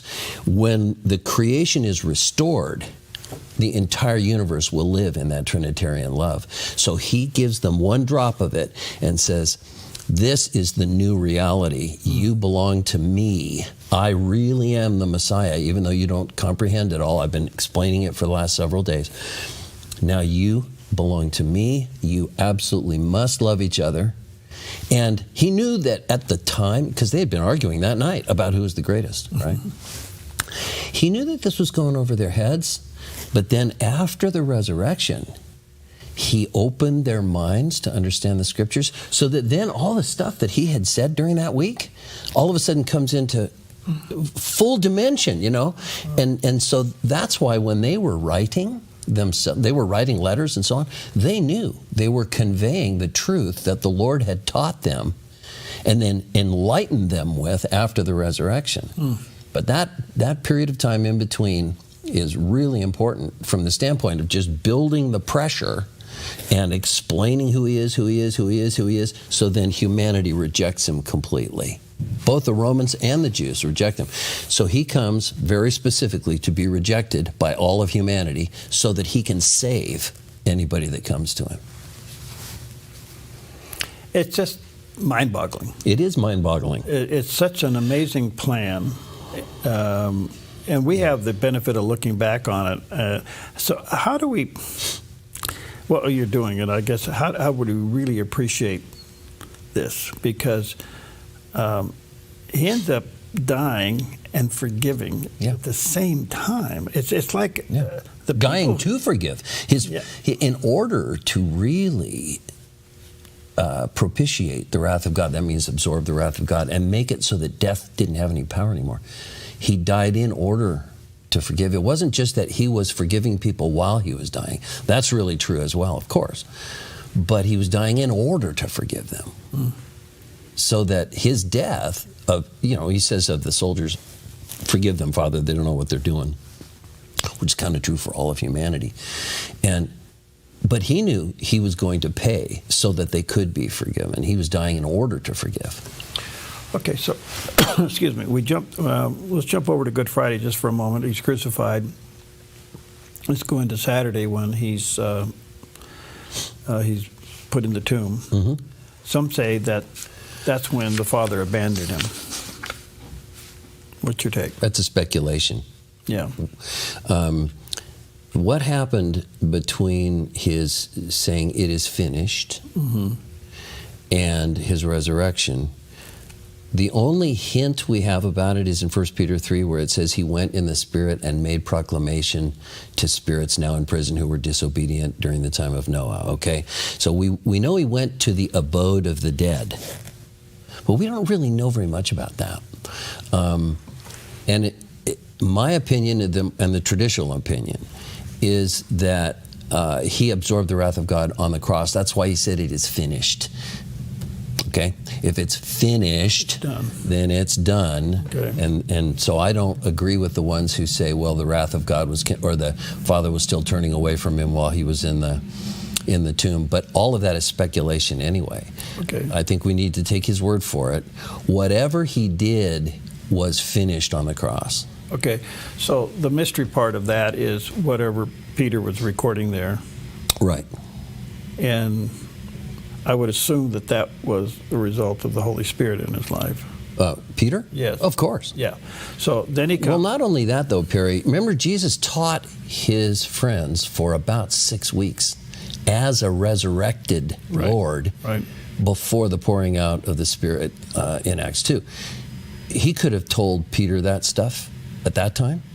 And the apostles knew that they had the anointing of the Holy Spirit to write these things anyway. So it came, he taught them on these things. Okay. And then, of course, resurrection. Yeah. Okay. So, do you think Christianity today has forgotten what we just talked about? Yeah. I think in every generation, about the time we get it, we die. And a new generation has to learn it all over again. And the sin matrix. That is so true. The sin matrix, this is a spiritual war. This age is in a spiritual war. And the sin matrix, the way sin works in different cultures, it morphs like the COVID thing. It just changes. There's a new manifestation of it in every generation. So that's why it needs to be repeated every new generation. New preachers, new theologians, people who understand these things, communicating in ways that will reach their generation. Because we don't understand what you just so beautifully explained to us between Palm Sunday and up to, say, Monday, Thursday, I'm wondering if we over-explain it and trying to get people to believe. Have we made the gospel complicated? I think sometimes we have, and we've mixed the gospel up with other peripheral issues that are worth discussing. There are other peripheral issues that are worth discussing, but nothing compared to the atonement. Nothing compared to what he did for us on the cross and in the resurrection. That's the heart of everything right there. And it tells us about sin, it tells us about grace, it tells us about justice, it tells us about repentance and faith. And I think sometimes, well, if you know church history, you know the church has sometimes gotten distracted by other important issues and have overshadowed this crucial thing. This is at the heart of everything. If we miss this, we don't really have Christianity. Yeah, because I think what's happened is the word of sin seems to be offensive. We want to call everybody something, but not a sinner. Right, yeah. Yeah, you're right. The essence of the gospel is to eradicate sin. It destroys the power of sin. Yeah. And that means death is completely defeated. And I think that, every generation has to refocus again on the nature and the power of the gospel. The gospel is what creates the church. The gospel creates the church, not the other way around. And so in answer to your question, I think we can miss it, and we need to get back to it. Yeah. Wow, thanks. This is beautiful. That is just so inspiring. Let me say to our viewers and listeners a couple things.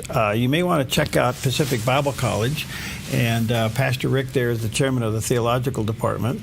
And then he has his own website. It's called Thinking Like Jesus, or thinklikejesus.org, where you can go. But he's going to do the book of Romans in 1 week. I'm still not...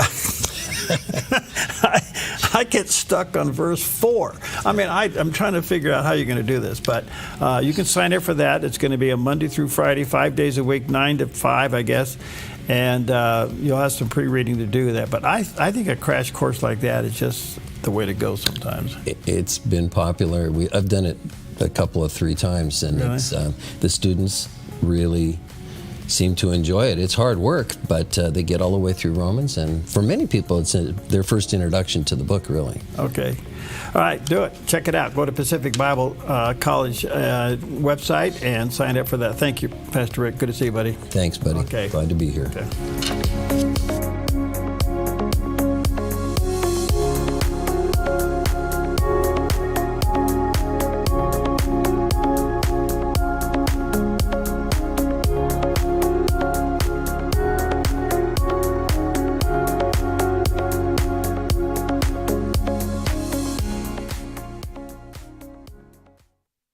Thousands of satisfied customers make Jim Clark's Consignment Country the most recommended RV consignment lot on the West Coast. Even dealers recommend us. That success comes from dealing with only the cleanest pre-owned RVs at the best prices, no high-pressured salespeople, and treating customers with respect. And we've been doing this in the same location for over 40 years. Before you buy or sell your RV, see why so